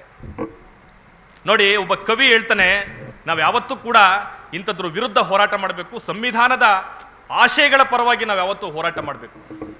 ಮೊದಲವರು ಯಹೂದಿಗಳನ್ನು ಹುಡುಕಿ ಬಂದರು, ನಾನಾಗ ಮಾತಾಡಲಿಲ್ಲ, ಯಾಕಂದ್ರೆ ನಾನು ಯಹೂದಿ ಆಗಿರಲಿಲ್ಲ. ನಂತರ ಅವರು ಕಮ್ಯುನಿಸ್ಟರನ್ನು ಹುಡುಕಿ ಬಂದರು, ನಾನಾಗಲೂ ಮಾತಾಡಲಿಲ್ಲ, ಯಾಕೆಂದರೆ ನಾನು ಕಮ್ಯುನಿಸ್ಟನಾಗಿರಲಿಲ್ಲ. ನಂತರ ಅವರು ಪ್ರಾಟೆಸ್ಟ್ ಕ್ಯಾಥೋಲಿಕರನ್ನ ಹುಡುಕಿ ಬಂದರು, ನಾನು ಆಗಲೂ ಧ್ವನಿ ಎತ್ತಲಿಲ್ಲ, ಯಾಕೆಂದರೆ ನಾನು ಕ್ಯಾಥೋಲಿಕನಾಗಿರಲಿಲ್ಲ. ನಂತರ ಅವರು ನನ್ನನ್ನೇ ಹುಡುಕಿ ಬಂದರು, ಆಗ ನನ್ನ ಪರವಾಗಿ ಧ್ವನಿ ಎತ್ತಲು ಯಾರೂ ಉಳಿದಿರಲಿಲ್ಲ. ಇವತ್ತಿನ ಪರಿಸ್ಥಿತಿ ಏನಾಗಿದೆ ಅಂತಂದರೆ, ಇಂಥ ಕಮ್ಯುನಲ್ ಹುಳಗಳೇನಿದ್ದಾವೆ, ಈ ಹುಳಗಳನ್ನು ನಾವು ಸರಿಯಾದ ರೀತಿಯಲ್ಲಿ ನಿರ್ವಹಣೆ ಮಾಡದೆ ಹೋಗ್ಬಿಟ್ರೆ ನಾವು ಕಷ್ಟಪಟ್ಟು ಸಂಪಾದನೆ ಮಾಡಿರ್ತಕ್ಕಂಥ ಈ ಸ್ವಾತಂತ್ರ್ಯ ನಮ್ಮ ಕೈ ತಪ್ಪೋಗುತ್ತೆ. ನಾವು ಮತ್ತೆ ಸರ್ವಾಧಿಕಾರತ್ವಕ್ಕೆ ಹೋಗ್ತೀವಿ. ಫ್ಯಾಸಿಸಮ್ ಅಂದರೆ ಸರ್ವಾಧಿಕಾರ, ಫ್ಯಾಸಿಸಮ್ ಅಂದರೆ ಜನಾಂಗೀಯವಾದ, ಫ್ಯಾಸಿಸಮ್ ಅಂದರೆ ನರಮೇಧ. ಫ್ಯಾಸಿಸಮ್ ಅಂತಂದ್ರೆ ಅದೊಂದು ರೀತಿ ಎಲ್ಲ ರೀತಿ ಅರಾಜಕತೆ. ಅದು ಆ ಫ್ಯಾಸಿಸಮ್ ಬರದೇ ಇರೋ ರೀತಿಯಲ್ಲಿ ನಾವು ನೋಡ್ಬೇಕಂತಂದ್ರೆ ಸಂವಿಧಾನವನ್ನು ನಾವು ಎತ್ತಿಡಿಬೇಕಾಗಿದೆ. ನನಗನ್ಸೋ ಪ್ರಕಾರ ನಮ್ಮ ಧರ್ಮ ಗ್ರಂಥಗಳಿಗಿಂತಲೂ ಸರ್ವಶ್ರೇಷ್ಠವಾದದ್ದು ಯಾವ್ದಾರ ಇದ್ರೆ ಅದು ಸಂವಿಧಾನವೇ ಇವತ್ತು. ಯಾಕೆಂದ್ರೆ ಎಲ್ಲ ಧರ್ಮಗಳನ್ನ ತನ್ನ ಒಡ್ಲಲ್ಲಿಟ್ಟುಕೊಂಡು ಸಾಕ್ತಾ ಇರೋದು ಸಂವಿಧಾನ. ಯಾವುದೋ ಒಂದು ಧರ್ಮ ಗ್ರಂಥ ಅಲ್ಲ ಈ ದೇಶವನ್ನ ರೂಲ್ ಮಾಡ್ತಾ ಇರೋದು.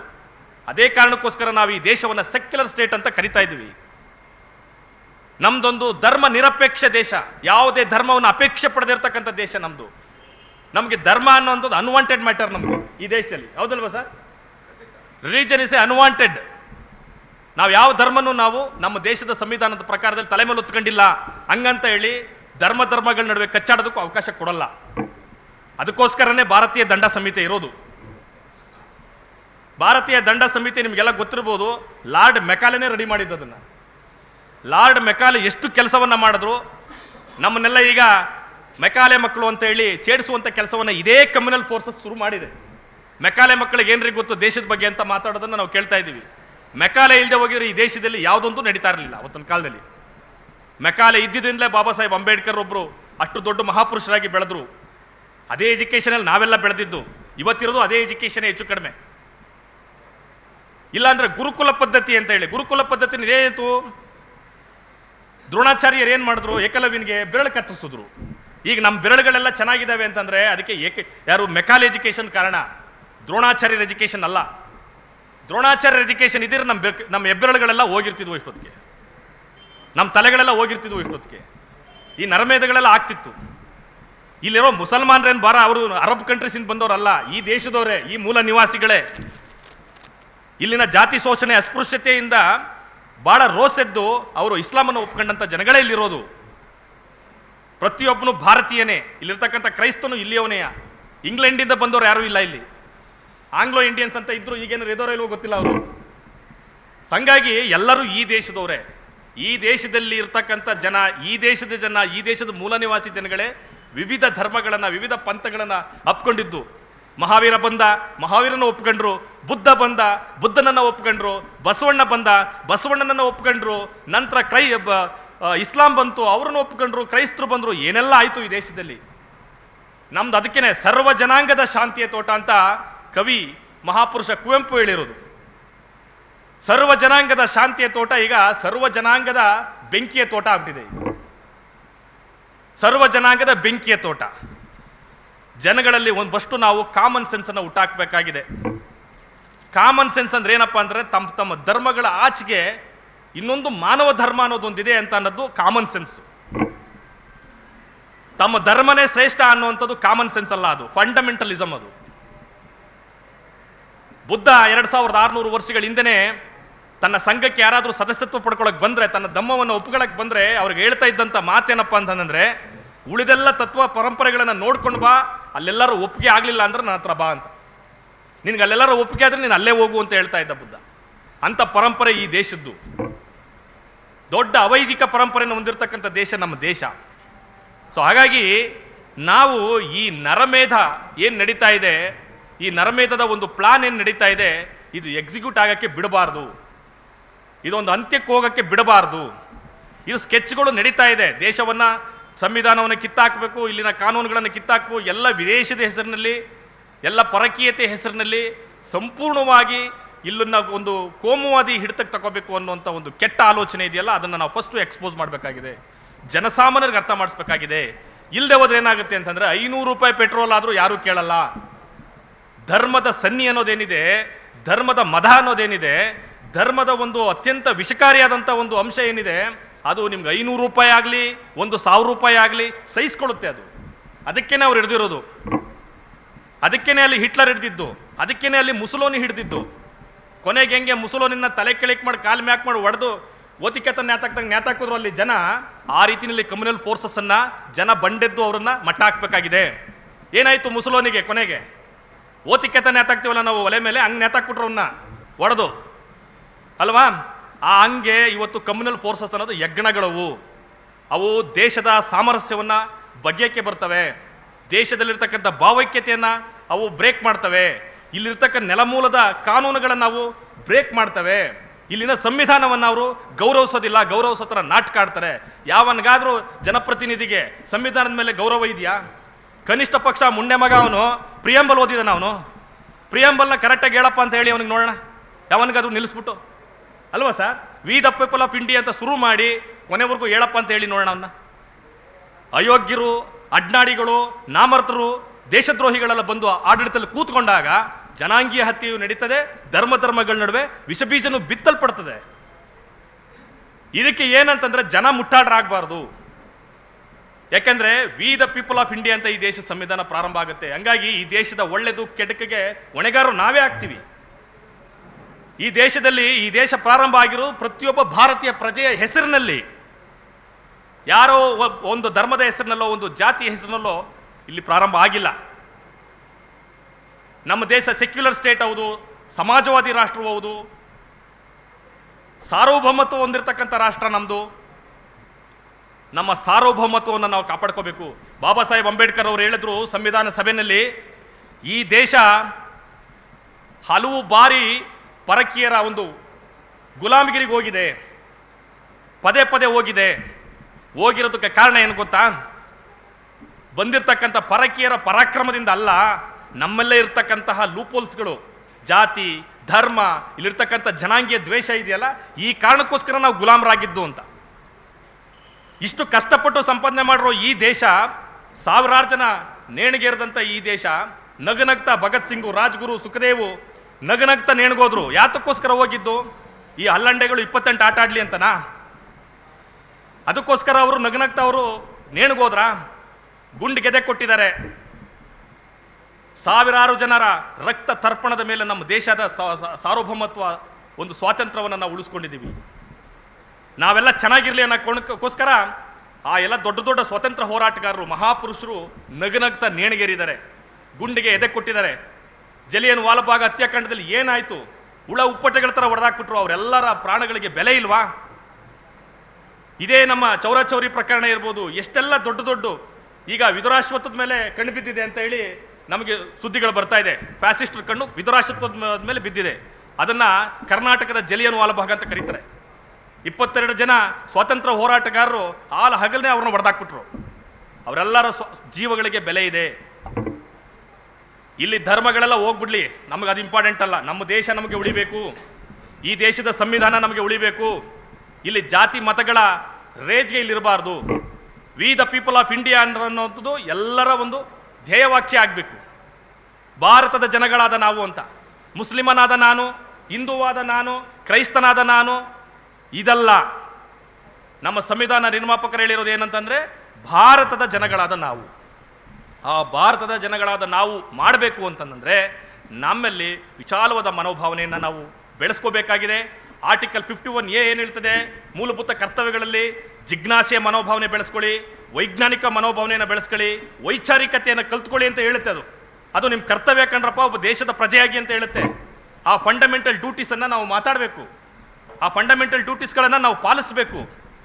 ನಾವು ಜನಗಳಲ್ಲಿ ಒಂದು ವೈಜ್ಞಾನಿಕ ಮನೋಭಾವನೆಯನ್ನು ಹುಟ್ಟಾಕದೆ ಹೋದರೆ ಫ್ಯಾಸಿಸ್ಟ್ ಕುನ್ನಿಗಳು ಹೇಳ್ತಕ್ಕಂಥ ಗಿಳಿಪಾಠ ಚೆನ್ನಾಗಿ ಅರ್ಥ ಆಗುತ್ತೆ ಅವ್ರಿಗೆ. ಈ ಫ್ಯಾಸಿಸ್ಟ್ ಕುನ್ನಿಗಳು ಏನೆಲ್ಲ ಕಥೆಗಳನ್ನ ಹೇಳ್ತಾರೋ ನಮ್ಮ ಹತ್ರ ಬಂದು ಹೇಳೋಕ್ಕಾಗೋದಿಲ್ಲ, ನಮ್ಮ ಪ್ರೊಫೆಸರ್ ಹತ್ರ ಬಂದು ಹೇಳೋಕ್ಕಾಗೋದಿಲ್ಲ. ಒಬ್ಬ ಅಮಾಯಕ ಸಾಮಾನ್ಯ ಜನಗಳ ಹತ್ರ ಅವರು ಬಾಲ ಬಿಚ್ಚುತ್ತಾರೆ. ಯಾಕೆ? ಪ್ರೊಫೆಸರ್ ಹೇಳಿದ್ರು ಕಾಶ್ಮೀರ್ ಫೈಲ್ಸ್ ಅಂತ. ಇನ್ನೂ ಓಪನ್ ಆಗದಿರೋದು ಗುಜರಾತ್ ಫೈಲು, ಇನ್ನೂ ಓಪನ್ ಆಗದಿರ್ತಕ್ಕಂಥ ದಲಿತ್ ಫೈಲು, ಇನ್ನೂ ಓಪನ್ ಆಗದಿರ್ತಕ್ಕಂಥ ಮಹಿಳಾ ಫೈಲ್ಗಳಿದಾವೆ, ಬೇಕಾದಷ್ಟಿದ್ದಾವೆ. ದಿನನಿತ್ಯ ಇವತ್ತು ನರಹತ್ಯೆಗಳು ನಡೀತಾ ಇದ್ದಾವೆ, ಜಾತಿ, ಲಿಂಗ, ಪ್ರದೇಶಗಳ ಹೆಸರಿನಲ್ಲಿ. ಇದೆಲ್ಲದರ ವಿರುದ್ಧ ನಾವು ನಿಜವಾಗ್ಲೂ ಹೋರಾಟ ಮಾಡಬೇಕಾಗಿದೆ. ನಮ್ಮ ನೆಚ್ಚಿನ ಮಾತೃಭೂಮಿ, ನಮ್ಮ ನೆಚ್ಚಿನ ಪಿತೃಭೂಮಿ, ನಮ್ಮ ತಾಯಿನಾಡನ್ನು ನಾವು ಉಳಿಸ್ಕೋಬೇಕಾಗಿದೆ. ನಮ್ಮ ತಾಯಿನಾಡನ್ನು ಅಪಾಯಕ್ಕೆ ಸಿಕ್ಕಿಸಿ ಯಾವನೋ ಫ್ಯಾಸಿಸ್ಟ್ ನಾಯಿಗಳು ತಗೊಂಡ್ಬಂದ್ಬಿಟ್ಟು ಇಲ್ಲೇನೋ ಒಂದು ಕಥೆಗಳನ್ನ ಹೇಳ್ಕೊಂಡು ಓಡಾಡಿದ್ರೆ, ಧರ್ಮಗಳನ್ನ ಹೇಳ್ಕೊಂಡು, ಅವನ ಧರ್ಮ ಯಾವನಿಗೆ ಬೇಕು? ಧರ್ಮ ಇಲ್ಲದೆ ಮನುಷ್ಯ ಬದುಕಕ್ಕಾಗೋದಿಲ್ವಾ? 25 ವರ್ಷದಿಂದ ನನ್ನ ಧರ್ಮನೂ ಇಲ್ಲ, ಜಾತಿನೂ ಇಲ್ಲಪ್ಪ, ನನಗೆ ಯಾವ ದೇವರು ನನಗಿಲ್ಲಪ್ಪ, ನಾನು ಬದುಕಿಲ್ವ? ಹಂಗಾದ್ರೆ ಸತ್ತೋಗಿದ್ದೀನ ನಾನು ಬದುಕೇ ಇದ್ದೀನಿ. ಯಾಕೆಂದ್ರೆ ವಿಚಾರವಾದಿಯಾಗಿರಿದ್ರೆ ಬದುಕಿದ್ದೀನಿ ನಾನು. ಇನ್ನೂ 70 ವರ್ಷ ಆದರೂ ಬದುಕಿರ್ತೀನಿ ರೀ ನಾನು. ಯಾವ ಧರ್ಮನೂ ನನಗೆ ಬೇಡ, ಯಾವ ಆಚಾರ ವಿಚಾರಗಳು ಬೇಡ. ಒಂದು ಸೆಕ್ಯುಲರ್ ಫೋರ್ಸನ್ನು, ಒಂದು ಪಡೆಯನ್ನು ಈ ದೇಶದಲ್ಲಿ ನಾವು ಕಟ್ಟಬೇಕಾಗಿದೆ. ಅದಕ್ಕೆ ಪ್ರೊಫೆಸರ್ ಥರದವ್ರ ಮಾರ್ಗದರ್ಶನ ಬೇಕಾಗಿದೆ. ನಮಗೆ ಎಲ್ಲ ಚಿಂತಕರ ಮಾರ್ಗದರ್ಶನ ಬೇಕಾಗಿದೆ. ಒಂದು ಸಮಾಜವಾದಿ ನೆಲೆಗಟ್ಟಿನ ಮೇಲೆ ನಾವು ಈ ದೇಶವನ್ನು ಕಟ್ಟಬೇಕಾಗಿದೆ. ಪೆರಿಯಾರ್ ನಾಡಿನಲ್ಲಿ ಇವತ್ತು ಬಾಲ ಬಿಚ್ಚಕ್ಕಾಗಲ್ಲ ಅಂತ ಪ್ರೊಫೆಸರ್ ಹೇಳಿದ್ರು. ನಿಜ ಅದು. ಯಾಕೆ ಹೇಳಿ? ಭಾಷೆಯ ಮೇಲೆ ಅವರು ರಾಜ್ಯನ ಕಟ್ಟಿದ್ರು. ಭಾಷೆಯ ಮೇಲೆ ರಾಜ್ಯ ಕಟ್ಟಿದ್ರಿಂದ ಅಲ್ಲಿ ಏನು ಬಾಲ ಬಿಚ್ಚಕ್ಕಾಗ್ತಾ ಇಲ್ಲ. ನಾವು ನಮ್ಮ ತಾಯಿ ನುಡಿಯನ್ನು ಕಳ್ಕೊಂಡು ನಾವು ಬದುಕಕ್ಕಾಗಲ್ಲ. ಅಲ್ಲಿ ಹೋಗಿ ನೀವು ತಮಿಳುನಾಡಲ್ಲಿ ಹೋದರೆ ನಿಮಗೆ ಒಬ್ಬ ಮುಸಲ್ಮಾನ ಇರಲಿ, ಒಬ್ಬ ಕ್ರೈಸ್ತ ಇರಲಿ, ಒಬ್ಬ ಯಾವುದೇ ಜಾತಿ ಜನಾಂಗಕ್ಕೆ ಸೇರಿದವನಾಗಿರಲಿ, ಭಾಳ ಪ್ರೀತಿಯಿಂದ ತಮಿಳು ನುಡಿಗಳನ್ನು ಮಾತಾಡ್ತಾನೆ. ತಮಿಳು ನುಡಿನೇ ಅವನ ತಾಯಿ ನುಡಿ, ತಮಿಳೇ ಅವನ ಧರ್ಮ, ತಮಿಳೇ ಅವನ ಜೀವನ. ತಮಿಳು ಬಿಟ್ಟ ಅಂದ್ರೆ ಅವನ ಜೀವನನೂ ಇಲ್ಲ, ಅವನು ಏನೂ ಇಲ್ಲ, ಅವನ ಬದುಕೇ ಇಲ್ಲ. ಭಾಷೆ ಮೇಲೆ ಪೆರಿಯಾರ್ ಕಟ್ಟಿದ್ರು. ಭಾಷೆ ಮೇಲೆ ಪೆರಿಯಾರು ಒಳ್ಳೆ ಭಾವೈಕ್ಯತೆ ನಾಡನ್ನು ಕಟ್ಟಿದ್ರೆ, ಅದೇ ಬಾಂಬೆನಲ್ಲಿ ಇದೇ ಬಾಳ ಠಾಕ್ರೆ ಒಂದು ಗ್ಯಾಂಗ್ಸ್ಟರ್ ಆಗಿ ಒಂದು ಅಸಮಾನತೆಯ ಒಂದು ಹಿಂದೂ ಮುಸ್ಲಿಂ ಅನ್ನೋದು ಇದಕ್ಕೆ ಅದೇ ಭಾಷೆನ ಬಳಸ್ಕೊಂಡ್ರು, ಮರಾಠಿಯನ್ನು. ನಾವು ಭಾಷೆ, ನನ್ನ ತಾಯಿ ನುಡಿಯನ್ನು ನಾವು ಫಸ್ಟು ಪ್ರೀತಿಸಬೇಕು, ನನ್ನ ದೇಶವನ್ನು ನಾವು ಫಸ್ಟನ್ನು ಪ್ರೀತಿಸಬೇಕು. ಆಮೇಲೆ ನಮ್ಮ ಜಾತಿ ಮತಗಳು ಇನ್ನೊಂದು ಮತ್ತೊಂದು. ಆ ಒಂದು ಪರಿಸ್ಥಿತಿ ಬಂದಾಗ ಖಂಡಿತವಾಗಲೂ ಈ ನರಮೇಧಗಳು ಅನ್ನುವಂಥದ್ದು ನಡೆಯೋದಿಲ್ಲ. ಯಾಕೆಂದರೆ ಈಗ ಆಲ್ರೆಡಿ ಕಲ್ಯಾಣ ಕ್ರಾಂತಿ ನಡೆದಾಗಿದೆ, ನಮ್ಗೆ ಬೇಕಾದಷ್ಟು ಎಕ್ಸ್ಪೀರಿಯನ್ಸ್ ಅಲ್ಲಿ ಬಂದಿದೆ.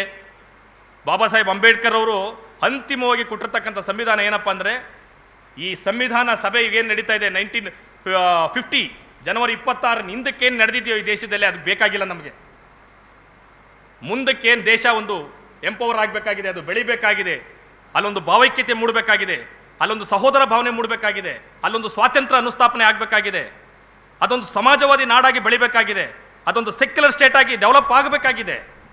ಅನ್ನದ ಪ್ರಶ್ನೆ, ಹೊಟ್ಟೆ ಬಟ್ಟೆಯ ಪ್ರಶ್ನೆ, ಉದ್ಯೋಗದ ಪ್ರಶ್ನೆ, ವಿದ್ಯಾಭ್ಯಾಸದ ಪ್ರಶ್ನೆ ನಮಗೆ ಮುಖ್ಯ ಪ್ರಶ್ನೆ ಆಗಬೇಕಾಗಿದೆ.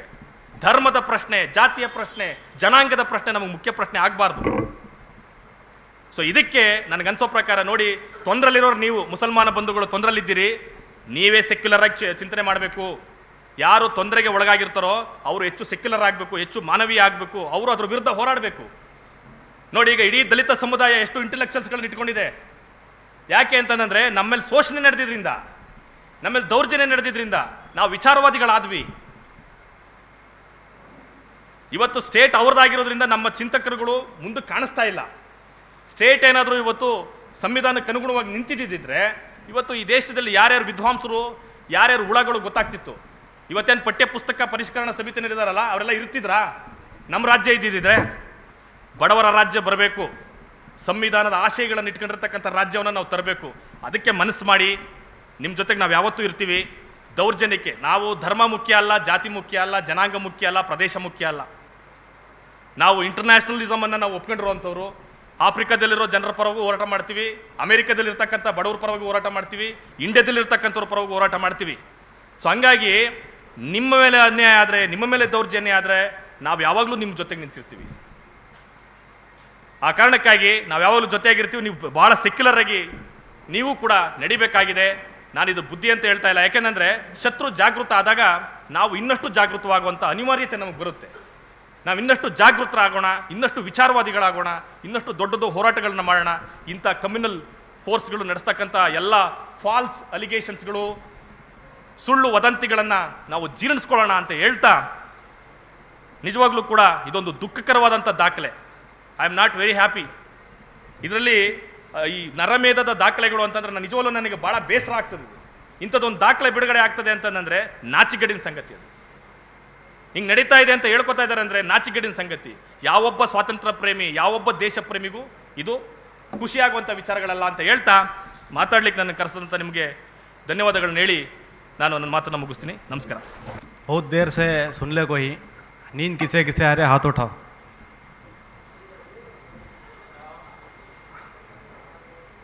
ठीक है, कन्नड़ा में मैं कंटिन्यू करता हूँ. ठीक है ना, चलता ना कन्नड़ा. तभी से कन्नड़ा सुन को ही समझ में आको कर को समझतो. ವೇದಿಕೆ ಮೇಲೆ ಕುಂತಿರುವಂಥ ಗಣ್ಯರೇ ಹಾಗೂ ನನ್ನ ಮುಂದೆ ಇರುವಂತಹ ಪ್ರಜ್ಞಾವಂತ ನಾಗರಿಕರೇ ಹಾಗೂ ವಿದ್ಯಾರ್ಥಿಗಳೇ, ಆವಾಗಲಿಂದ ತುಂಬ ಸರಳವಾಗಿ ಹಾಗೂ ಸವಿಸ್ತ್ರವಾಗಿ ಎಲ್ಲ ಗಣ್ಯರು ಮಾತಾಡಿದ್ದಾರೆ. ಅದನ್ನು ನಾನು ನಮ್ಮ ಕರ್ನಾಟಕ ರಾಜ್ಯಕ್ಕೆ ಹೋಲಿಸುವ ಒಂದು ಪ್ರಯತ್ನವನ್ನು ಮಾಡ್ತೇನೆ. ಜೆನೋಸೈಡಿನ ಒಂದು ಹಂತ ಕರ್ನಾಟಕದಲ್ಲಿ ಯಾವ ರೀತಿ ನಡೀತಾ ಇದೆ ಅಂತ ನಾನು ಹೇಳಲಿಕ್ಕೆ ಬಯಸ್ತೇನೆ. ನೀವು ನೋಡಿರ್ಬೋದು, 3 ತಿಂಗಳ ಹಿಂದೆ ಯಾವ ರೀತಿ ಹಿಜಾಬಿನ ಒಂದು ಇಶ್ಯೂವನ್ನು ಎತ್ತಿಕೊಂಡು ಮುಸಲ್ಮಾನ್ ಸಮುದಾಯವನ್ನು ಯಾವ ರೀತಿ ಟಾರ್ಗೆಟ್ ಮಾಡಿದ್ರು. ಇದೊಂದು ಐಡೆಂಟಿಫಿಕೇಷನ್, ಒಂದು ಸಮುದಾಯದ ಒಂದು ಸಿಂಬಲೈಸೇಷನ್ ಮಾಡುವಂಥ ಒಂದು ಪ್ರತಿಕ್ರಿಯೆ ಆಗಿದೆ. ಜಿನೋಸೈಡಿನ ಒಂದು ಮೊದಲನೆಯ ಒಂದು ಸ್ಟೇಜ್ ಆಗಿದೆ ಇದು.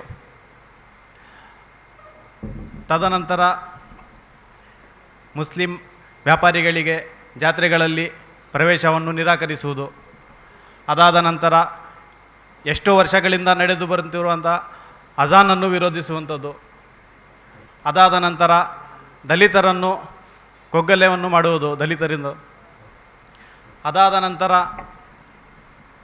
ಇಲ್ಲಿರುವಂಥ ಮುಸ್ಲಿಂ ಸಮುದಾಯದ ವಿರುದ್ಧ ಯಾವ ರೀತಿ ಇವರು ಹಿಂದೂ ವಿರೋಧಿಗಳೆಂದು ಒಂದು ಚಿತ್ರೀಕರಣ ಒಂದು ಮಾಡುವಂಥದ್ದು, ಇದನ್ನೆಲ್ಲದನ್ನು ನಾವು ಗಮನಿಸ್ತಾ ಇದ್ದೀವಿ. ಮಿಸ್ಟರ್ 40% ಎಂದು ಪ್ರಸಿದ್ಧಿ ಪಡೆದಿರುವಂತಹ ಈಶ್ವರಪ್ಪ ಅವರು ನಿನ್ನೆ ಹೇಳ್ತಾರೆ, ಕರ್ನಾಟಕದಲ್ಲಿ 36,000 ಮಂದಿರಗಳನ್ನು ಹೊಡೆದು ಮಸೀದಿಗಳನ್ನು ನಿರ್ಮಾಣ ಮಾಡಿದ್ದಾರೆ ಅಂತ ಮಾನ್ಯ ಈಶ್ವರಪ್ಪ ಅವರು ಹೇಳ್ತಾರೆ, ಮಿಸ್ಟರ್ 40%. ಕಳೆದ ತಿಂಗಳು ಅವರ ವಿರುದ್ಧ ಏನೇನು ಆರೋಪ ಬಂದಿದೆ ಎಲ್ಲ ನಿಮಗೆ ಗೊತ್ತಿದೆ. 40% ಅಂತ ಅವರಿಗೆ ನಾವು ಬಿರುದನ್ನು ಕೊಟ್ಟಿದ್ದೀವಿ. ಸೊ ಅಂಥ ಒಂದು ವ್ಯಕ್ತಿ 36,000 ಮಂದಿರಗಳನ್ನು ಹೊಡೆದು ಮಸೀದಿಗಳನ್ನು ಕಟ್ಟಿದ್ದಾರೆ ಎಂದು ಒಂದು ಪ್ರೋಗ್ರಾಮಲ್ಲಿ ನಿನ್ನೆ ಹೇಳ್ತಾರೆ. ಇದು ಏನು ಒಂದು ಹಿಂದೂ ಸಮುದಾಯದ ಒಂದು ಭಾವನೆಗಳನ್ನು ಕೆರಳಿಸೋದಂತ ಒಂದು ಕೆಲಸ ಮಾಡ್ತಿದ್ದಾರೆ. ಅದಾದ ನಂತರ ಫೈರ್ ಬ್ರ್ಯಾಂಡ್ಸ್ ಆಗಿರುವಂಥ ಇಲ್ಲಿನ ಸಂಸದರಾದಂಥ ಪ್ರತಾಪ್ ಸಿಂಹ ಆಗಿರ್ಬೋದು, ಬಿ ಜೆ ಪಿಯ ರಾಷ್ಟ್ರೀಯ ಪ್ರಧಾನ ಕಾರ್ಯದರ್ಶಿ CT ರವಿ ಆಗಿರ್ಬೋದು, ಇವರ ಕೆಲಸ ಏನಂದರೆ ಮುಸ್ಲಿಂ ಸಮುದಾಯದ ವಿರುದ್ಧ ತನ್ನ ಒಳಗಡೆ ಇರುವಂಥ ವಿಷಯವನ್ನು ಹೊರಹಾಕುವಂಥದ್ದು. ಇದರ ಮೂಲಕ ಇವರೇನು ಮಾಡ್ತಿದ್ದಾರೆ, ಒಂದು ಸಮುದಾಯದ ವಿರುದ್ಧ ಎತ್ತಿ ಕಟ್ಟುವಂಥ ಕೆಲಸವನ್ನು ಮಾಡ್ತಾ ಇದ್ದಾರೆ. ಜೆನೋಸೈಡಿಗೆ ಒಂದು ಆಹ್ವಾನವನ್ನು ನೀಡ್ತಾ ಇದ್ದಾರೆ. ಅದಕ್ಕೆ ಅವರು ಪ್ರಿಪ್ರೇಷನ್ ಕೂಡ ಮಾಡ್ತಾ ಇದ್ದಾರೆ. ಒಂದು 15 ದಿನದ ಹಿಂದೆ ಕೊಡಗಿನಲ್ಲಿ ನಡೆದಂಥ ಬಂದೂಕುಗಳ ತರಬೇತಿಯನ್ನು ನಾವು ನೋಡಬಹುದಾಗಿದೆ.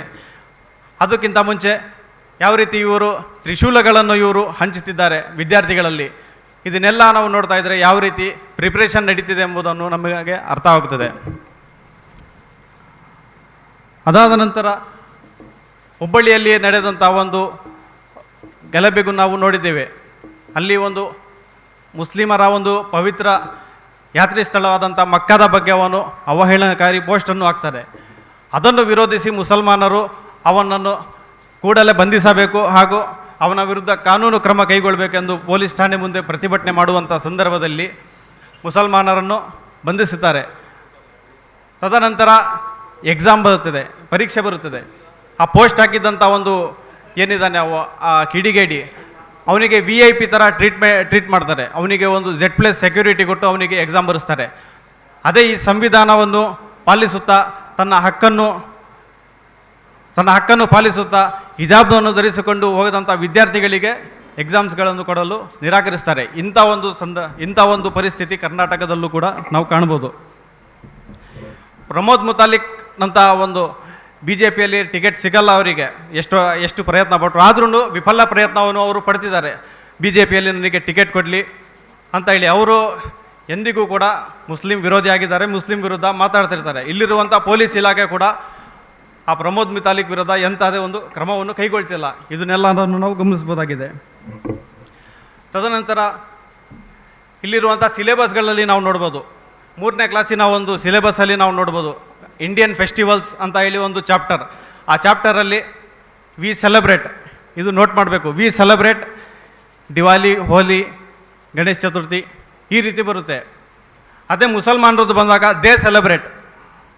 ಇಲ್ಲಿ ಡಿವೈಡ್ ಮಾಡ್ತಾ ಇರೋದು ಯಾವ ರೀತಿ ಬ್ರಿಟಿಷರು ಮಾಡಿದ್ರು, ಡಿವೈಡ್ ಆ್ಯಂಡ್ ರೂಲ್, ಆ ರೀತಿ they celebrate Ramzan and Bakrid ಈ ರೀತಿ ಒಂದು ಡಿವೈಡನ್ನು ಮಾಡ್ತಿರೋದನ್ನು ನಾವು ನೋಡ್ಬೋದಾಗಿದೆ. ಅದಾದ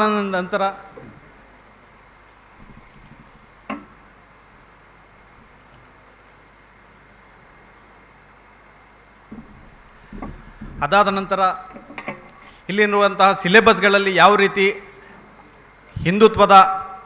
ಹಿಂದುತ್ವ ಐಡಿಯಾಲಜಿಯನ್ನು ಹೊಂದಿಕೊಂಡಿರುವ RSSನ ಸಂಸ್ಥಾಪಕರಾದಂಥ ಹೆಗಡೆವಾರಿನ ಒಂದು ಸ್ಪೀಚನ್ನು ಯಾವ ರೀತಿ 10ನೇ ತರಗತಿಯ ಪಾಠ್ಯದಲ್ಲಿ ಯಾವ ರೀತಿ ಇವರು ಹಾಕ್ತಿದ್ದಾರೆ ಎಂಬುದನ್ನು ನಾವು ನೋಡಬೇಕಾಗಿದೆ.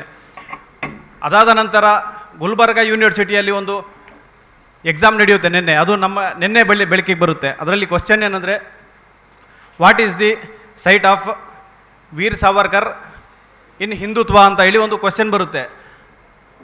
ಅಂಥ ಒಂದು ಹೇಳಿ ಬ್ರಿಟಿಷರ ಬೂಟನ್ನು ನೆಕ್ಕಿದಂಥ ಸಾವರ್ಕರ್ನ ಒಂದು ಸಿಲೆಬಸನ್ನು ಡಿಗ್ರಿ ಸ್ಟೂಡೆಂಟ್ಸಿಗೆ ಓದಿಸ್ತಿದ್ದಾರೆ. ಸೊ ಅದಾದ ನಂತರ ಈ ರೀತಿ ಸ್ಯಾಫ್ರನೈಸೇಷನ್ ಆಫ್ ಎಜುಕೇಷನ್ ಮಾಡಿಕೊಂಡು ಇವರು ಈ ರೀತಿ ಬರ್ತಾ ಇದ್ದಾರೆ. ಇವರ ಅಜೆಂಡಾ ಏನೂ ಇಲ್ಲ, ಸಿಂಪ್ಲಿ ಇಲ್ಲಿ ಡಿವೈಡ್ ಮಾಡೋದು, ರೂಲ್ ಮಾಡೋದು. ಅದನ್ನು ನಾವು ಪ್ರಜ್ಞಾವಂತ ನಾಗರಿಕರು ಅದನ್ನು ಅರ್ಥ ಮಾಡಿಕೊಳ್ಬೇಕಾಗಿದೆ. ಅಂಥ ಒಂದು ಪ್ರೊವೊಕೇಶನ್ ಸ್ಪೀಚನ್ನು ನಾವು ನೋಡಿದ್ರೆ ಪೊಲೀಸ್ ಇಲಾಖೆಗೆ ಹೋಗಿ ನಾವು ಕಂಪ್ಲೇಂಟ್ ಕೊಡಬೇಕು. ಪೊಲೀಸ್ ಇಲಾಖೆ ಕಂಪ್ಲೇಂಟ್ ತಗೊಂಡಿಲ್ಲ ಅಂದರೆ ನೆಕ್ಸ್ಟ್ ಅದರದ್ದು ಸ್ಟೆಪ್ ಬೇರೆ ಇರುತ್ತೆ. ಕಂಟಿನ್ಯೂಸ್ ನಾವು ಹೋರಾಟ ಮಾಡಬೇಕು. ಹೋರಾಟನೂ ಅದಕ್ಕೂ ಸರ್ಕಾರ ಜಗ್ಲಿಲ್ಲ ಅಂದರೆ IPC ನಮಗೆ ಕ್ಲಿಯರಾಗಿ ಹೇಳುತ್ತೆ, ಸಂವಿಧಾನ ನಮಗೆ ಕ್ಲಿಯರಾಗಿ ಹೇಳುತ್ತೆ ನಾವು ಆತ್ಮರಕ್ಷಣೆ ಮಾಡ್ಬೋದು ಅಂತ ಹೇಳಿ.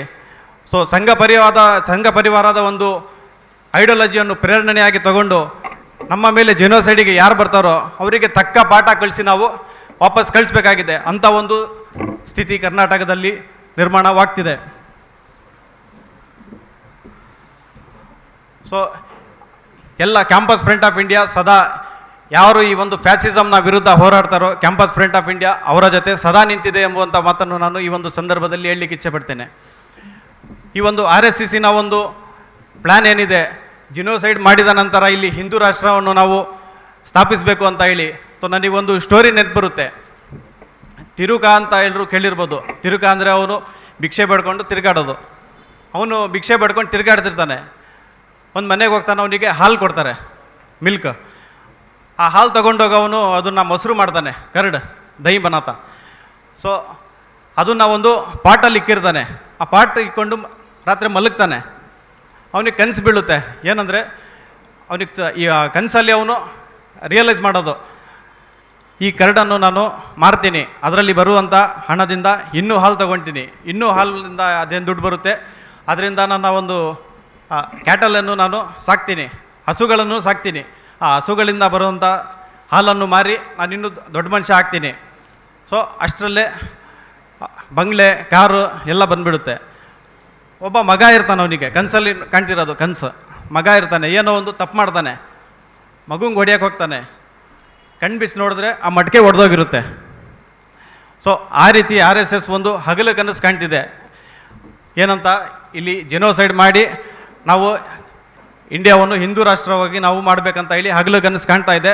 ಆ ಒಂದು ಹಗಲು ಕನಸನ್ನು ಕ್ಯಾಂಪಸ್ ಫ್ರಂಟ್ ಆಫ್ ಇಂಡಿಯಾ ಮುರಿಯಲು ತಯಾರಾಗಿದೆ. ಹಾಗೂ ಇಲ್ಲಿರುವಂತಹ ಬುದ್ಧಿಜೀವಿಗಳು, ವಿದ್ಯಾರ್ಥಿಗಳು, ಇಲ್ಲಿರುವಂಥ ಪ್ರಜ್ಞಾವಂತ ನಾಗರಿಕರಿಗೆ ಕ್ಯಾಂಪಸ್ ಫ್ರಂಟ್ ಆಫ್ ಇಂಡಿಯಾವು ತನ್ನ ಜೊತೆ ಕೈ ಜೋಡಿಸಬೇಕೆಂದು ಈ ಒಂದು ಸಂದರ್ಭದಲ್ಲಿ ಕೇಳಿಕೊಳ್ಳುತ್ತೆ. ಮುಂದಿನ ದಿನಗಳಲ್ಲಿ ಇನ್ನೂ ಕೂಡ ಕೆಟ್ಟದಾದಂಥ ಒಂದು ಪರಿಸ್ಥಿತಿ ಬರುವಂಥ ಚಾನ್ಸ್ ಇದೆ. ಮಕ್ಕಳಿಗೆ ಒಂದು ಬಂದೂಕುಗಳ ತರಬೇತಿ ಕೊಡುವ ಮೂಲಕ ಅವ್ರು ಏನು ಹೇಳ್ತಿದ್ದಾರೆ ಅಂದರೆ, ಆತ್ಮರಕ್ಷಣೆಗಾಗಿ. ಯಾರಿಂದ ಆತ್ಮರಕ್ಷಣೆ? ಚೈನಾ ಏನಾದರೂ ಬಂದು ಇಲ್ಲಿ ಅಟ್ಯಾಕ್ ಮಾಡ್ತಾ ಇದೆಯಾ ಆತ್ಮರಕ್ಷಣೆ ಮಾಡೋದಕ್ಕೆ? ಚೈನಾ ಅಕ್ವೈರ್ ಮಾಡಿದೆ ಇಂಡಿಯಾದಲ್ಲಿ ಬಂದು ತುಂಬ ಪ್ಲೇಸ್. ಅಲ್ಲಿಗೆ ಹೋಗಲಿ ಇವರು, ಎಲ್ಲ ತರಬೇತಿ ಎಲ್ಲ ಕಂಪ್ಲೀಟ್ ಆಗಿದೆಯಲ್ಲ. 1925ಇಂದ ಇಲ್ಲಿವರೆಗೂ ಏನೇನು ತರಬೇತಿ ಪಡೆದಿದ್ದಾರೋ ಅಲ್ಲೋಗಿ ಚೈನಾ ಮುಂದೆ ತೋರಿಸಿ. ಅದಾಗಲ್ಲ. ಯಾಕೆ ಅಂದರೆ ಅವರು ಸರ್ ಹೇಳಿದ್ರು, ಹೇಡಿಗಳಾಗೋದು ಇವರು ಅಂತ. ಹಿಟ್ಲರು ಒಬ್ಬ ಹೇಡಿ ಆಗಿದ್ದ. ಹಿಟ್ಲರ್ನ ಫಾಲೋ ಮಾಡೋರು ಎಂಥವ್ರು ಇರ್ತಾರೆ ಅಂತ ಉರ್ದುವಲ್ಲಿ ಒಂದು ಹೇಳ್ತಾರೆ, ಜೈಸಿರು ವೈಸಿ ಫರಿಸ್ತೆ ಅಂತ. ಅವನಿಗೆ ಫಾಲೋ ಮಾಡೋರು ಯಾವ ರೀತಿ ಇರ್ತಾರೆ ಅಂತ ನಾವು ಇಮ್ಯಾಜಿನ್ ಮಾಡ್ಕೊಳ್ಬೇಕು. ಹಿಟ್ಲರಿಗೆ ಫಾಲೋ ಮಾಡೋರು, ಅವನು ಹೇಡಿ ಆಗಿದ್ದ, ಇವರು ಹೇಡಿಗಳೇ. ಇಲ್ಲಿರುವಂಥ ಪ್ರಾಬ್ಲಮ್ಸ್ಗಳಿಗೆ ಇವ್ರು ಯಾವತ್ತೂ ಸಾಲ್ವ್ ಮಾಡೋದಕ್ಕೆ ಹೋಗೋದಿಲ್ಲ. ನಿನ್ನೆ ಬಂದಂಥ ಒಂದು ನ್ಯೂಸು, ಒಂದು ಕ್ಲಾಸ್ನಲ್ಲಿ ಓದ್ತಿರ್ತಾರೆ, ಒಂದು ಮುಸ್ಲಿಂ ಹುಡುಗ, ನಾನ್ ಮುಸ್ಲಿಂ ಹುಡುಗಿ ಪ್ರೀತಿಸ್ತಾರೆ. ಸೊ ಅದನ್ನು ಕೂಡ ಇವರು ಲವ್ ಜಿಹಾದಿನ ಒಂದು ಮುಖವನ್ನು ಕೊಡ್ತಾರೆ. ಆ ರೀತಿ ಯಾವುದೂ ಇರಲ್ಲ. ಒಂದು ಎಲ್ಲದಕ್ಕೂ ಇವರು ಕಮ್ಯುನಲ್ ಆ್ಯಂಗಲ್ ಕೊಡಲಿಕ್ಕೆ ಒಂದು ಹೋಗ್ತಾ ಇದ್ದಾರೆ. ಸೊ ಇದನ್ನೆಲ್ಲ ನಾವು ತಡೆಯುವಂಥ ಅನಿವಾರ್ಯತೆ ಇದೆ. ನಮಗೆಲ್ಲರಿಗೂ ಗೊತ್ತು, ಮೊಘಲರು ಇಲ್ಲಿ 700 ವರ್ಷ ಆಡಳಿತ ಮಾಡಿದ್ರಂತ. ಸೊ ಈ ಸಂದರ್ಭದಲ್ಲಿ ಯಾರೂ ಕೂಡ ಇಲ್ಲಿ ಇಸ್ಲಾಮಿಕ್ ರಾಷ್ಟ್ರವನ್ನು ನಿರ್ಮಾಣ ಮಾಡೋಕ್ಕೆ ಹೋಗಲಿಲ್ಲ. 2014 ಆದ ನಂತರ ಜನರಲ್ಲಿ ಒಂದು ಭಯ ಆಯಿತು, ಮೋದಿ ಬರಲಿಲ್ಲ ಅಂದರೆ ಏನಾಗುತ್ತೆ, ಇದು ಇಸ್ಲಾಮಿಕ್ ರಾಷ್ಟ್ರ ಆಗುತ್ತೆ ಅಂತ. ಅದು ಹೆಂಗಾಗುತ್ತೆ? ಇಲ್ಲಿ ಆಡಳಿತ ಸ್ವಲ್ಪ ನರ್ವಸ್ ಆಗ್ತಿದೆ.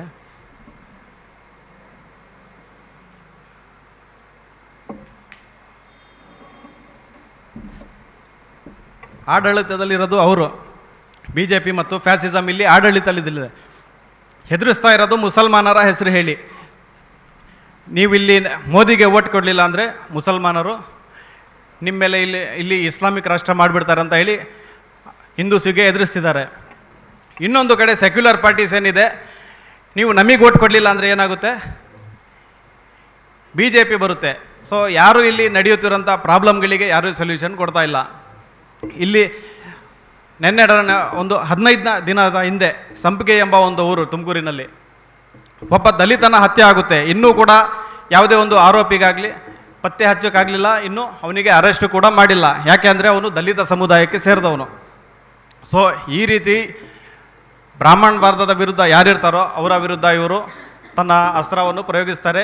ಇಲ್ಲಿರುವಂಥ ದಲಿತರನ್ನು, ಹಿಂದುಳಿದ ವರ್ಗದವರನ್ನು, ಮುಸಲ್ಮಾನರನ್ನು ಇವರು ಕಂಪ್ಲೀಟ್ ನಾಶ ಮಾಡಿ ಇಲ್ಲಿ ಬ್ರಾಹ್ಮಣವಾದವನ್ನು ಸೃಷ್ಟಿ ಮಾಡಲಿಕ್ಕೆ ಹೊರಟಿದ್ದಾರೆ.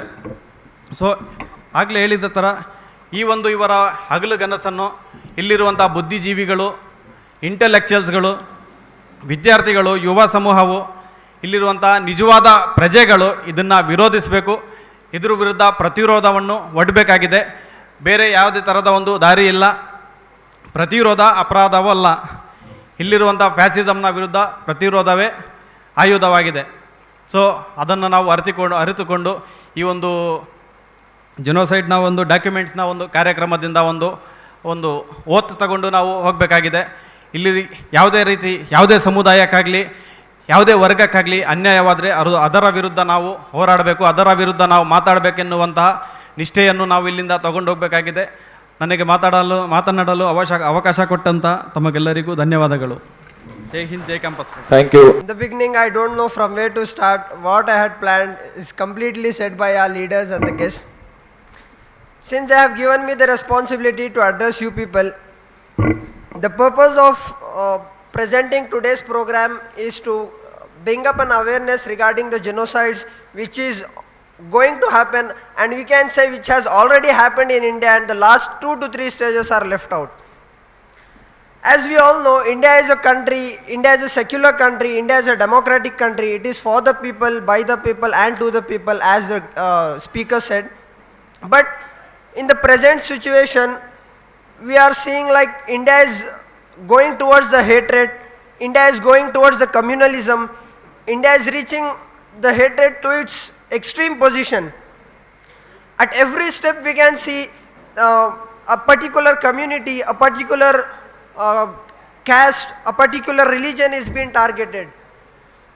And it is our responsibility as we the youths and as we are the future leaders of the country, and it is our responsibility to bring up, and it is our responsibility to lead the country and to guide the country to the correct position.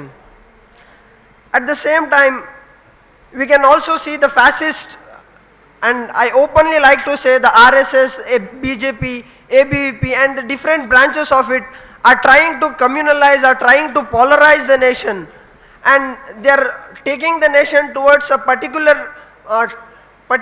place where everything they are saying like everything exists in one religion, one nation, one religion. They are saying Manuvadi, they are saying Brahmanism, Hindutva, and I want to say we are not against Hinduism. There is a lot of difference between Hinduism and Hindutva. There is lot of difference between what the fascists are trying to express and what the what religion is showing us. And today we should understand, we should know that Hinduism and Hindutva is totally different, and we should never come into the clutches of those RSS, and we should never come into the clutches of those fascist forces of India. And at the same time, we can openly say that the government has failed to give us the constitutional rights, the fundamental rights which are provided by the constitution to us and to particular minorities and particular group of peoples. It hurts a lot when we see a past India and the present India. What the BJP government is trying to communalize the issues.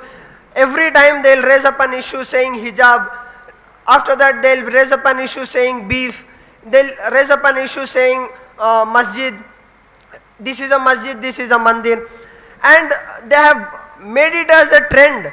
Every time, every now and then they'll raise a thing saying or this is not a masjid, this is a mandir, and at every time they'll start with some or other thing, and they want their main purpose of their agendas is to communalize, is to polarize the community and to make the community into different parts, to make the nation into different parts, and they simply, I openly say, they simply want to follow the footsteps of Britishers who divided the community, who divided the nation, and ruled the country. And it is our responsibility to get to know whether, to get the awareness regarding this, and it is our responsibility to get the awareness how we are going to stand against them, how we are going to resist them, and how we are going to fight against them with the help of legal knowledge and with the help of with all the helps of our constitutional rights. And it is at the same time I would request all my beloved members and the delegates present here, we should always take some legal knowledges where we can stand against the what we say like fascist agendas and the misguiding rules and the misguiding bills and the misguiding laws which have been passed by the BJP and the fascist governments.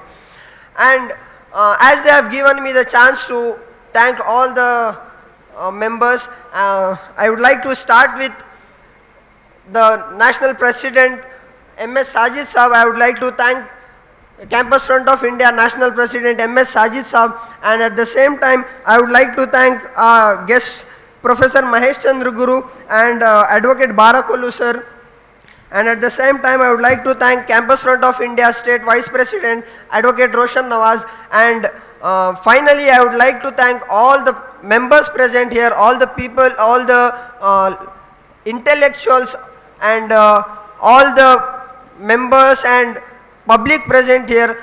It would be you are the main cream of this program.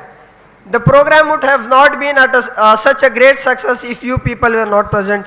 And at the last I would thank all the people present here.